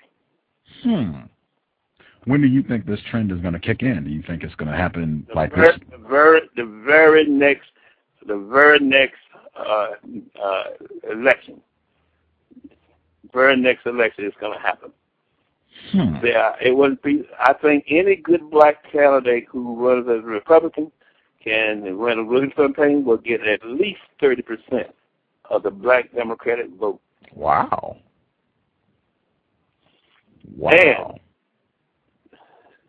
And those of us who listen to your show in particular are prime candidates to do that, because we don't consider ourselves to be liberal. We are conservatives. But how we can serve is different, because we're going to conserve our home.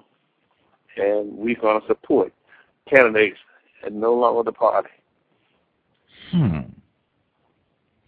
Wow, that one thing I hope everyone who tunes into this broadcast, that's a trend you can look for. Pay attention, see if that pans out. I will definitely have my eyes open for the next big election, perhaps this November. See if that pans out. I've already seen a lot of black people who are upset with President Obama and don't think he's done a good job. So I would not be surprised. And well, I think Obama's okay. We're gonna leave Obama alone, but we gonna rain down fire on from the Senate, House of Representatives, the City Council, the school board, all the way down.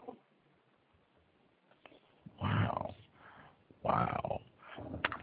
As I said, I will be paying attention to upcoming elections to see what pans out. I want that because you said earlier in the program, you said this brainwashing that black people, victims of racism, have been subjected to. This has been going on for hundreds of years. You said this process can be corrected in 4 months. Can you share, because you do talk about that in the book as well, can you share the work that you do to correct this process and what that work entails? Yes. First of all, I've been doing this on a formal basis of reprogramming, de-brainwashing my people for 30 years on a formal basis. Each fall, I would bring in, recruit on average about 30 people, and they will meet with me for 2 hours.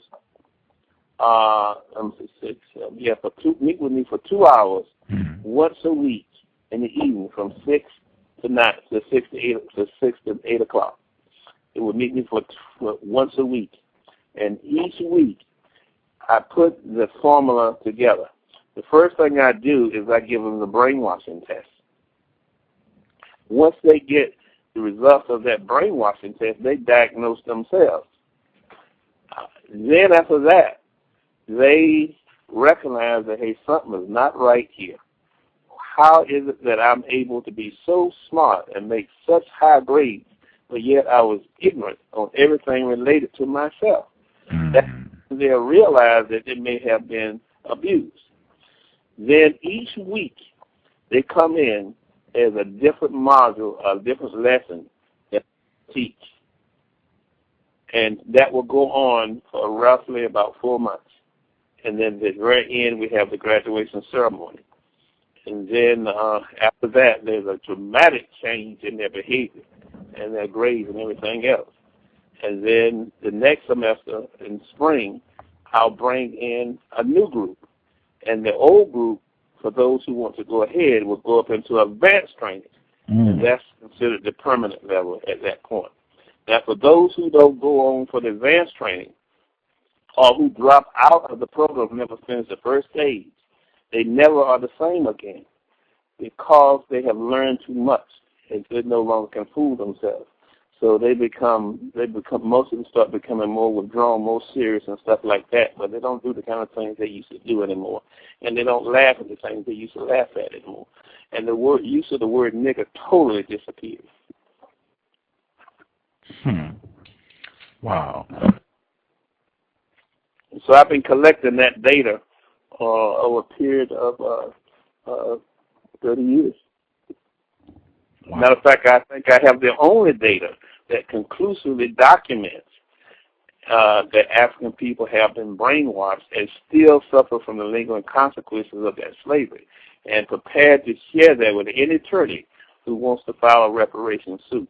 We now, what I do is mental reparations, and because you can't sit around and wait for material reparations.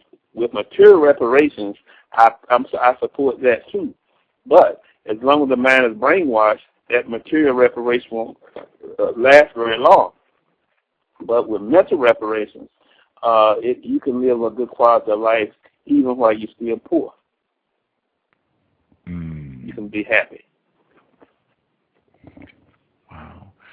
I know when I was reading Psychotechnology of Brainwashing, one of the things that stood out was that you talked about how it's important in deprogramming the victim, it's important for them to acknowledge that they have been mistreated, to acknowledge, yes, you've been subjected to brainwashing. That's an important step in the healing process. Is that accurate? That's very accurate. And to also recognize that there's nothing unusual about them, because fairly all of us have been. And even myself, who wrote the book, brainwashing is so powerful that I still have to fight to make sure I don't revert back to some of that brainwashed behavior. It's very powerful. It's very powerful. But you can't undo it and change it. And with the public school system, to put in a program similar to what I do, it will be an amazing transformation. Every place where it's ever been tried, there's been the same amazing transformation in the school system. But most boards of education are programmed to fight against anything that's Afrocentric, and still walk around telling them, what can we do? Let's apply for a grant. Here, nothing changed. Everything stays the same. The paradox is our people who tend to be the most concerned about trying to help us and are genuinely concerned trying to help us, in fact, are the part of the problem. They think provincially and will block and keep out anything remotely that's different. And so, therefore, instead of being the helpers, they are, in fact, the problem. And until they go through some training themselves, they will continue to be that way. Wow. I also I think this is very important, and I have said consistently on this program that I think non-white people who are less confused about what's happening, racism, white supremacy, non-white people who started to do some of that work to deprogram themselves, they bear a greater responsibility with regards to interactions with other non-white people and making sure that they don't have conflict. You have more responsibility than that non-white person who is still conditioned, who's still brainwashed. I wanted to ask, I guess, do you think that's true first? I'll just ask that first, and then I'll go to the next one. Do you think that's accurate? Okay. I didn't quite understand the question. Who bears the greater responsibility? What is? When you have non-white people who are less confused, who have started to deprogram from the brainwashing that they've been subjected to. Right. They are more responsible with regards to the other non-white people who have not begun that process. That's correct. Okay. And they have been taught to recognize the signs and symptoms and to not get so frustrated and get angry with the people we're trying to help. And so that becomes our mission, our purpose. That's why I do it, because the more I train, the more who can train other people. But yeah, we have a great responsibility, and we understand that responsibility. So this is what we do. Why we do what we do. And a part of, I guess, a part of being informed about that, you should expect non-white people, you should expect them to be resistant to hearing you say anything bad about Christianity or say anything bad about white people in general. You should expect that sort of response from victims. Very much so. Very much so. It depends on, I respond depending on where I'm at, how much time I have, and the approach I use. For example, right now, I'm halfway through this training group that I'm doing. Yet there's some people who still want to come in and start from scratch. Well, that's pretty difficult because we've moved on. But, so what I'll do, I'll hit them straight up. I don't pretend them. I say, this is what you expect here, what you expect here, boom, boom, boom. If you got a problem dealing with your religion and so forth, it's not the place to come. If they come in, then I'll take them. Otherwise, I try to run them away. Now, I would not use that. I would not use that approach, though, however, if I was starting from scratch. But right now, there has to be a massive training program of training of the trainers, and government proposals. White people would help us do this if we only ask. I know, because they already admitted and said they could. But they ain't about to come tell us, because we get so damn mad with them, we want to sue them and fight them for telling us we brainwashed. But once we start admitting ourselves, many of them would help us, because it's an economic and political liability and military liability to have so many brainwashed people in the United States. It costs too much money to be in prison. Wow. No, a couple folks, they rung in. I wanted to double check to see if they had questions. Caller at last four digits 9601. If you have a question for Dr. Ashanti, you're on live.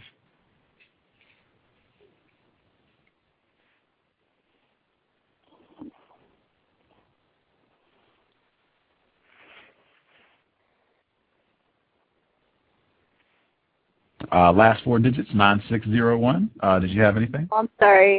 No questions. Thank you for listening. Let's see.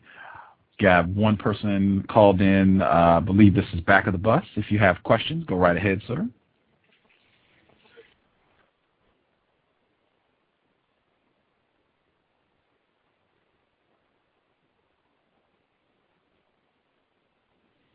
951. Not here. Can I be heard now? Oh, gotcha. Hey. I tuned in a bit late, unfortunately. Very interesting program thus far. Did you just mention that white people would assist in correcting the mental problem of black people in the area of the world known as the U.S.? Yes, I did. There are some who would do that for their own political and selfish interest, because when you have a drain on the economy, they can't even employ themselves, let alone us. And they have found out that once they include us, how loyal we become, we end up assisting them building that which they already have. So I'm not saying they'll do it for altruistic reasons, but they will do it for selfish reasons. And regardless of the reason, we need that. We need their help, because Oprah Winfrey ain't gonna give us no money to do this, and it costs money to do some of the things, the rent, the fiddles, the place, the books, all that kind of stuff. Okay, I understand. I don't know. I don't think I can go to Al Sharpton and say, "You brainwash, help us unbrainwash my people." I think he'll make me look like a fool. I definitely understand. And we do need as much help as we can get. Are you familiar with the film, or the Medea series of films? What's the name of the film? I haven't watched any, but Medea by Tyler Perry. The series of films. Yeah, I've seen those films. What are your thoughts? Medea films, yes. What are your thoughts on those? I think they're very entertaining. I think they have some real lessons of life. I think it depicts real sections of situations in life and so forth. So I have no problem with those films, because those stereotypes and so forth, many of them are true. I would like to see him do a more varied thing, but I ain't mad at him, because that's his formula. And then there's Spike Lee's formula and so forth. So, but I don't find them to be offensive at all. Okay. Not in terms of they don't use the N-word in his films. They do in all others. I see that black people in them, such as Monique, who just got the Academy Award. The N-word all over the place. Medea doesn't do that. Did you see that film, Precious? I saw elements of it, but I know that story, so I have no need for Precious. I have no need for Color Purple. I'm sick of those kind of films. I understand. What do you think those films? I wouldn't go to them. How do those films, in your opinion, affect the psyche of black people, or the mental health of black people? Oh, it doesn't affect our people. We see it, so we don't have to change. It makes us angry because many of us don't fit the stereotypes, but it affects the white people. That's who it affects. It don't affect us. It affects white people. We know what we see and experience, so how's it going to affect us? We would like to get away from it. That's why I like to read the Evidence magazine. It takes me away from all the negativity and give me something to imagine for a change, living a good life.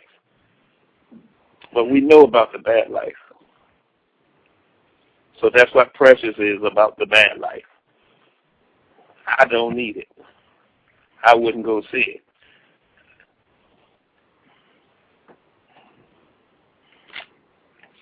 Thank you for sharing. Does anyone else have any questions?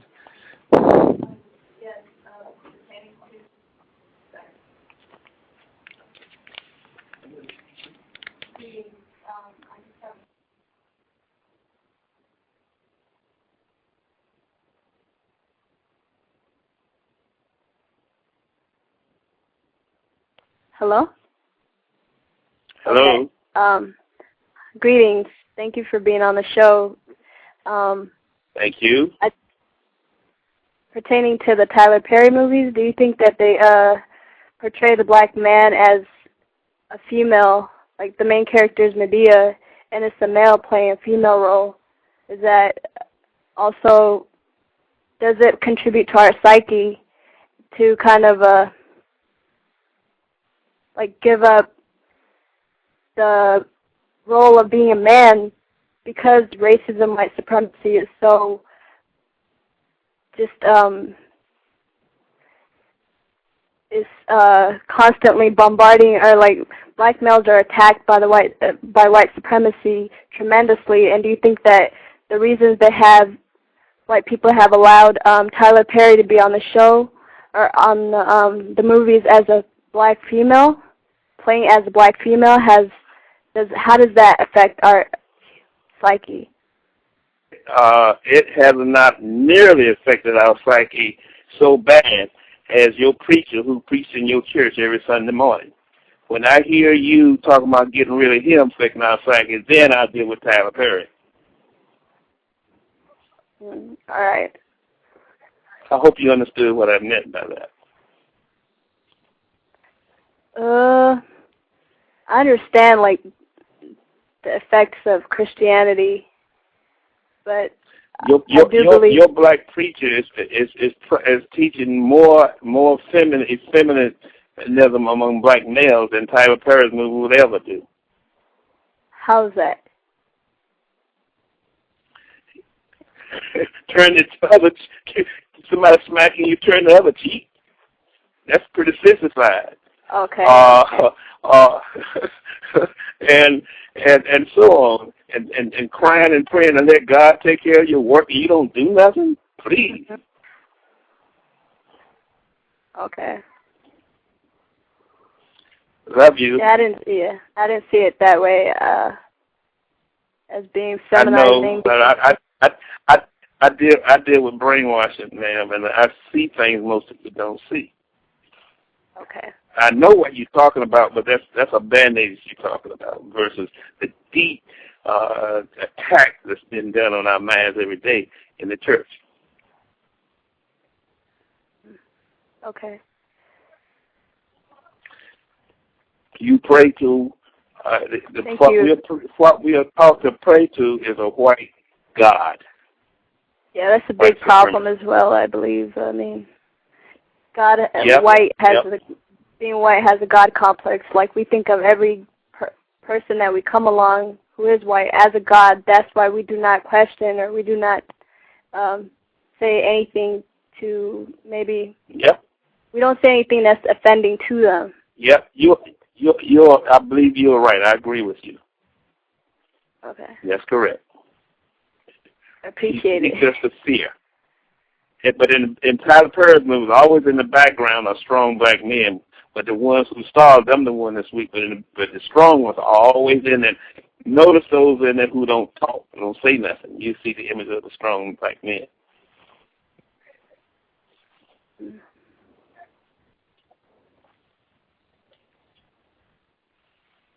Okay. That's all the question I have. Thank you. Okay. Where you calling from? Washington, Seattle. Okay. Well, look out for my new book. I'm sorry? I said look out for the new book in the end of April. I'll definitely do that. All right. Bye-bye. Okay, take care. Dr. Ashanti, we had two other folks that called. Do you have time for two, or? Oh, I got plenty of time. Oh, okay. No, I can take as many calls still coming in. Oh, okay. Okay. Thank you for being so generous with us. Yeah, called in enjoyed it. 973, the person who called at 973, if you have a question for Dr. Ashanti, you're on the air live, 973. I'm just listening. Oh, okay. Groovy. Thank you for listening in. I appreciate it. Person who called in at 253, if you have a question, you are live. Go right ahead with your question. Thank you for giving constructive information today, sir. Thank you so much. You mentioned a second ago that I guess you were given a description of sissified behavior, and then you mentioned that I guess strong behavior was black males, like in the Medea movie, sitting back quiet or not saying nothing. Right. Can you, I guess, elaborate on how you see a black male not saying nothing in the midst of, I guess, issues or problems is strong? I'm kind of not seeing that. Can you elaborate on that for me, please? Okay. Yeah, what I'm talking about is nonverbal communication and behavior. In particular, in African people, we sometimes communicate more with our eyes, our looks, and our body than we ever will with our mouth. Okay? So let's take, for example, in Tyler Perry's movie, let's say the main major star is a real butthole, stupid, ignorant. Okay? And when he says something or does something in the background, you might see a character look at him strange, or look at him. You can almost look from his facial expression and say, he's stupid, or I want to beat his butt. That's the kind of image that I'm talking about that you see sprinkled in his movies. Now, you got to be thinking, quite frankly, it's not obvious. The negative is obvious. The positive is not, but I'm just saying it sort of depicts black life. And nowadays, for example, to come to somebody's aid, you can get killed.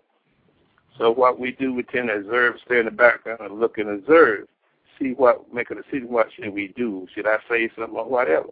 So that's what I was talking about. Okay, thank you.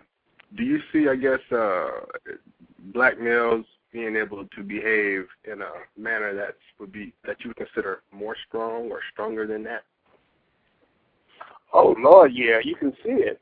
Matter of fact, the first place I ever saw was in the army, in the military. I mean, you got guys who came in there. For example, I came up the days of segregation, and we came up where our teachers told us straight out that white people were smarter than us. So to motivate us, he kept saying, well, them white people cut down the street. At their school, they're smart, so it made us work harder. But still, we believed that they were better than us. Then in the military, where we're in an environment where they made it basically useful, all of a sudden you see those same blacks who were weak now were strong and had authority and made those decisions without hesitation. But because in the environment where we're permitted to be free, and so we are. Environments where it's not, we have no choice but to act and do what we need to do to survive. So I can truly tell you, I believe in my heart that we're the most smartest, gifted people on the face of the earth, the African Americans, male and female. But look how much we have achieved and done being brainwashed with half our brain. Imagine we had our full brain. We rule the world because they took only the best from Africa, only the best. But once we put our cultural stuff back, like what the Africans still had, no one can keep up with us at all. I have no doubt about it. I've seen it. Matter of fact, somebody asked me what did I think about having a black president. My answer was, hell, I've seen 40 black presidents before Obama.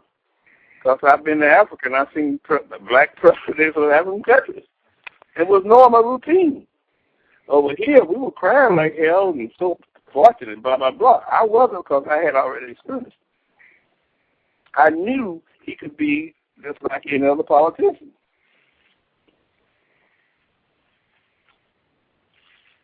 Thank you very much, sir. It sounds like, you can correct me if I'm wrong, it sounds like you're saying that a black male is stronger if he is doing something versus, say, being quiet and observant. Would that be accurate? Or? That would be accurate, but that applies to all human beings, not just the black. Oh, if sure, you really want to see some weak people, so it's the environment itself. We are just as human as anybody else, and with no ifs, ands, or buts about it. So we are not some exotic, specialized creature need to be put under a microscope. It's blatant. Everybody who want to put us under a microscope are the guilty damn people who want to keep us under control. It ain't hard. Ask anybody sitting on the street corner, what do we need to do that, and they can come up and tell you. Except for the brainwashing part, that's it. I agree. I mean, white people are definitely most to blame for the problems of black people. Mm-hmm. And by the way, one thing I noticed, when you're brainwashed, you will concentrate on the problems. If you ask somebody to tell what's wrong with black people, they can talk for 5 hours. If you say, tell me what's good about black people, they run out after about 5 sentences because they have been reconditioned to think negative.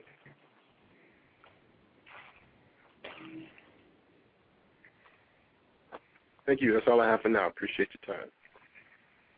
Oh, yes, sir. And when you get a chance, see if you can get a copy of the book. It sounds like to me you are well on your way. Will do. It sounds like you have some constructive information in there, so appreciate you sharing. Thank you.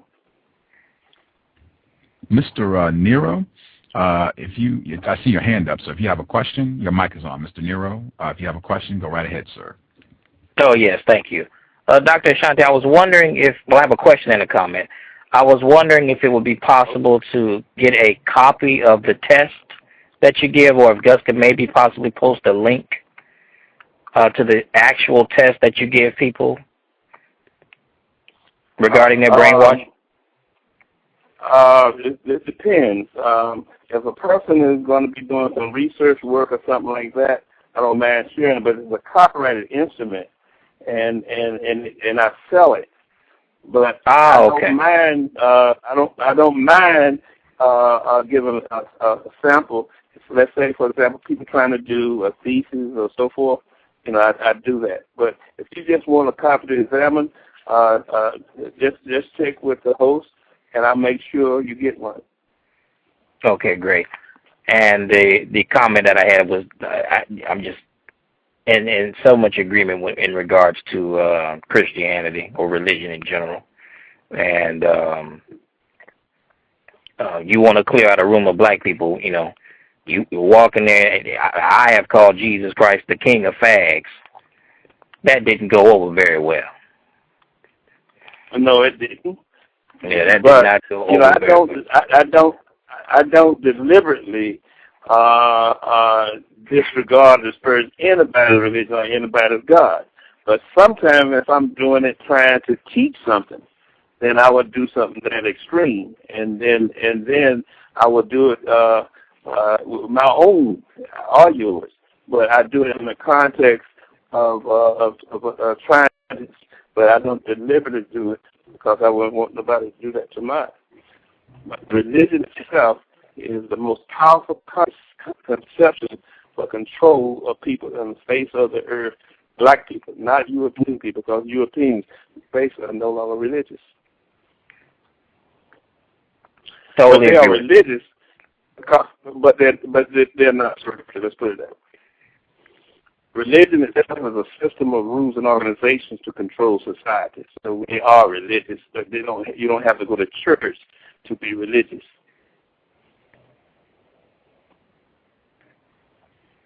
Understood. Thank you. The whole system of white supremacy is a religious system, and the whole system of black supremacy is a religious system.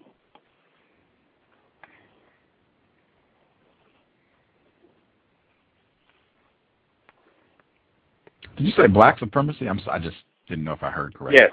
Oh, okay. Yes. I should have said African supremacy. I don't like to use black, but if there is a white supremacy system, that's a human system. And so all humans have the capability of being supreme. Once the example gets an atomic bomb, which they are going to get, they will then practice African supremacy. Trust me.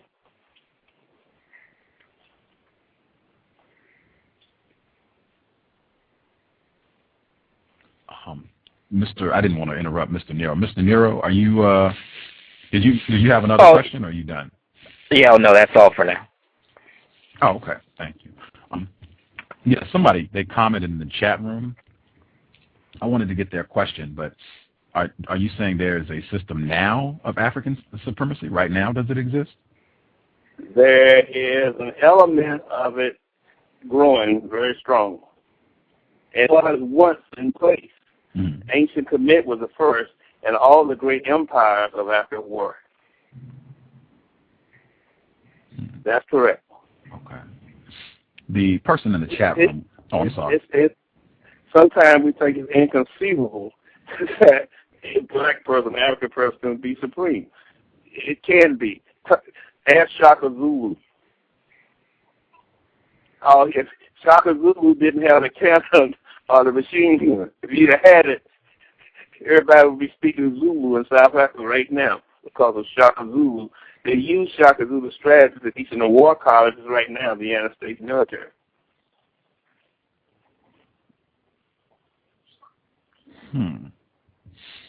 One of the people, Lauren Ashley, she's listening.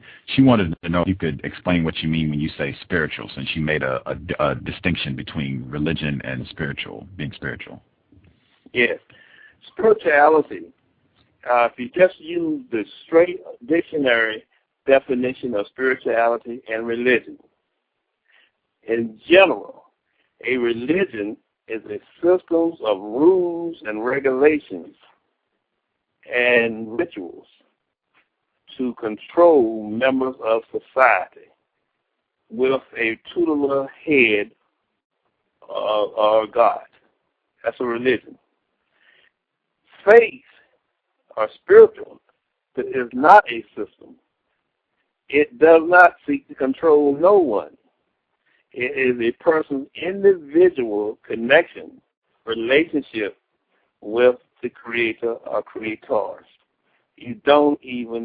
Therefore, you don't need a church for that.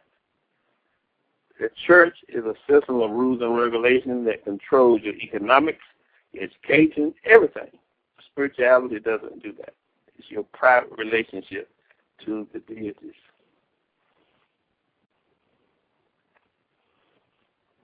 Outstanding. You need to have a Bible for religion.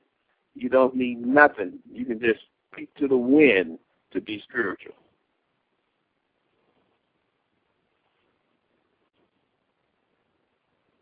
I understand. I hope, Lauren Ashley, I hope that provided some clarity for her. Again, our guest, today's program, privileged to have him on the program, Dr. Kwabena Ashanti. Thoroughly enjoyed the book and being able to speak with you. I want to give folks the web address again. If you are listening at Blog Talk Radio, you can be lazy. Just click Dr. Ashanti's name, and it'll take you right to the website. You can go to Serafina.nl.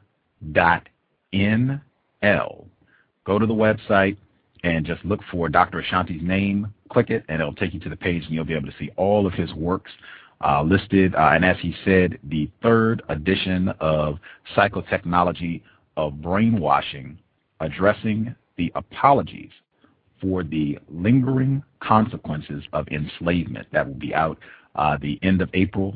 Please pick it up. Very constructive. And the test is there. The test, so you can see your own level of brainwashing. It is in the book. You can check it out and see where you rank on the scale. I was pretty bad. Victim of racism, white supremacy. I didn't do well on the test. But I did read the book, so I'm trying to correct that. If you have anything you'd like to tell our listeners before we sign out, please, I'll give you the last word, Dr. Ashanti. I appreciate being on your show, and I hope I got over at least one point, and that is we can change our brainwash condition. It can be done, and it can be done fairly easy by someone who's qualified. And by the way, I do qualification training. Many people who may say they do it, you have to be very careful. But it can be undone, and I want you to understand it and make sure we don't pass this stuff on to our children. It has to stop. But it can be undone.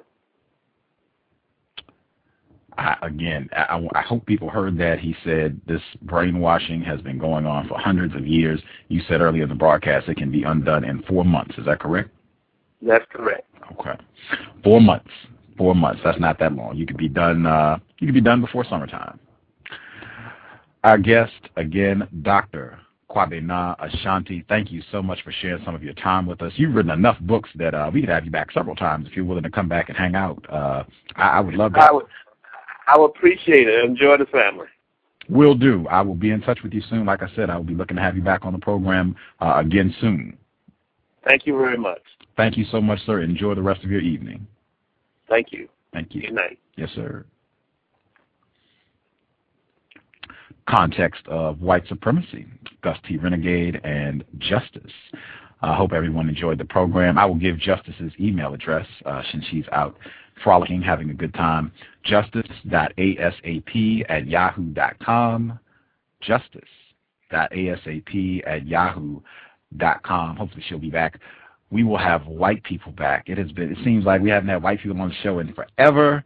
The foolishness, actually it has been very constructive. Dr. Ashanti, I think he was pretty constructive today. I could be incorrect, but I think he had pretty solid information. But yeah, let's back to the white people. Jessie Daniels, she'll be on the program next Wednesday.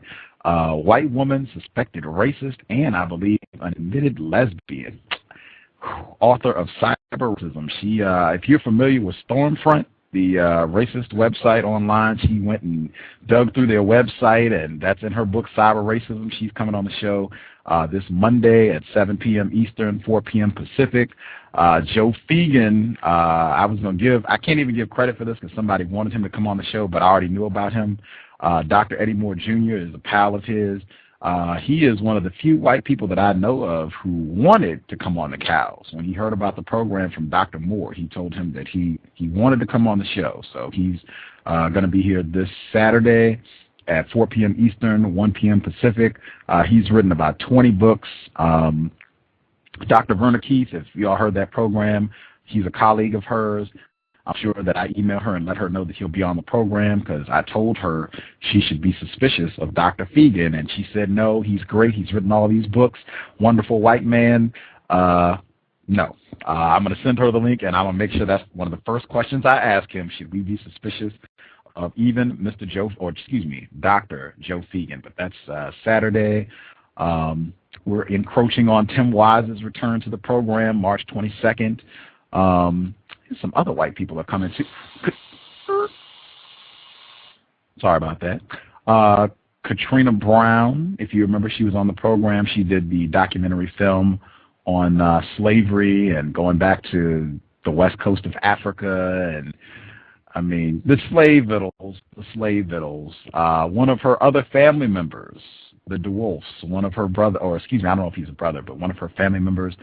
He also has written a book on racism. He'll be coming on the program next Thursday, so I think we should have at least 3 white people in a row on the show. That'll make up for all of the victims that we've had who have had very constructive information, but I do like talking to white people. Incidentally, Katrina Brown, she sent Gus T Renegade $100, not a MacBook Pro. Not enough to get an external hard drive for a MacBook Pro, but $100. Yeah. Yeah, I don't know how you feel about that. I was not that excited. I didn't even cash the check for a week. I had it for a week and didn't cash it. So there you go. So that's done and finished. Katrina Brown, $100. I did want to point out I did get a fresh baked batch of cookies from a victim of racism, white supremacy, love, truth, and liberation in Atlanta. I don't remember the last time anybody made me cookies. I was stunned. I was going to eat them during the program, but I tried to have some restraint. But I will dive into my cookies now. Thank you. If you would like to get cookies, perhaps work against racism, white supremacy, and somebody will make you cookies too. No promises, but it might happen. It might happen. And for the non-white males who were saying you didn't get attention from females, work against racism, white supremacy. You might get some attention from females. That wasn't the intention, but I do have cookies. And I got a book too. I got a book and I got cookies. And I got dark chocolate on top of that. I did eat some of the dark chocolate. She is not on the line. She is not on the line, but hopefully she'll hear this. Thank you. Love, Truth, and Liberation. And she has been uploading videos to YouTube aggressively. I saw the program with Judge Gray got added. The program with Oreo Writer got added. So thank you. She is the bestest. Lauren Ashley, also her blog, got it up, brand new. She's got 3 posts already. And I think she's working on another one. I think she's working on a post on Princess Frog or whatever the Disney flick is. The Princess and the Frog, I think that's it. I think she's working on doing some notes on the racism, white supremacy she observed in that film. So kudos to the non-white team being productive in working against racism, white supremacy. I have to see if Lauren Ashley, if we can do a show next Thursday when Flash Forward returns, 2-hour program. I'm sure it will be chock full of racism. We can perhaps do a post-show program next Thursday, the 18th, to chat about what happens in Flash Forward. That would be, I'm looking forward to it. It hasn't been on in 2 months, and I'm sure they have just loaded up the racism for 2 hours of a return show. So look out for that next Thursday. Other than that, oh my gosh, victims of white supremacy. I did want to point that out. I think the system of racism, white supremacy is ongoing. So I think as long as the system is in place, the mistreatment is ongoing. I don't think that stops just because you become informed about it. I could be incorrect, though, but that's my view. We'll see. We'll ask the white people what they think if you can becoming informed about racism, white supremacy, if that negates your status as a victim. We'll see what the white people have to say. That's going to do it. I'm pleased. I think we had a constructive broadcast. I'll do justice one more time. Justice.asap@yahoo.com. Justice.asap@yahoo.com. Thank you for tuning into the broadcast. I hope it was constructive. Oh, I didn't even give out the address. Lauren Ashley's address. Me llamo Tater Pie at blogspot.com. So it's MELLAMO Tater Pie TATERPIE.blogspot.com. All the best. Lauren Ashley, the best. We will be back this weekend on Saturday, 4 p.m. Eastern, 1 p.m. Pacific. Dr. Joe Fegan, suspected racist, should be a hoot. Gus T Renegade and Justice, context of white supremacy. Replace white supremacy with justice as soon as possible. Cows signing out.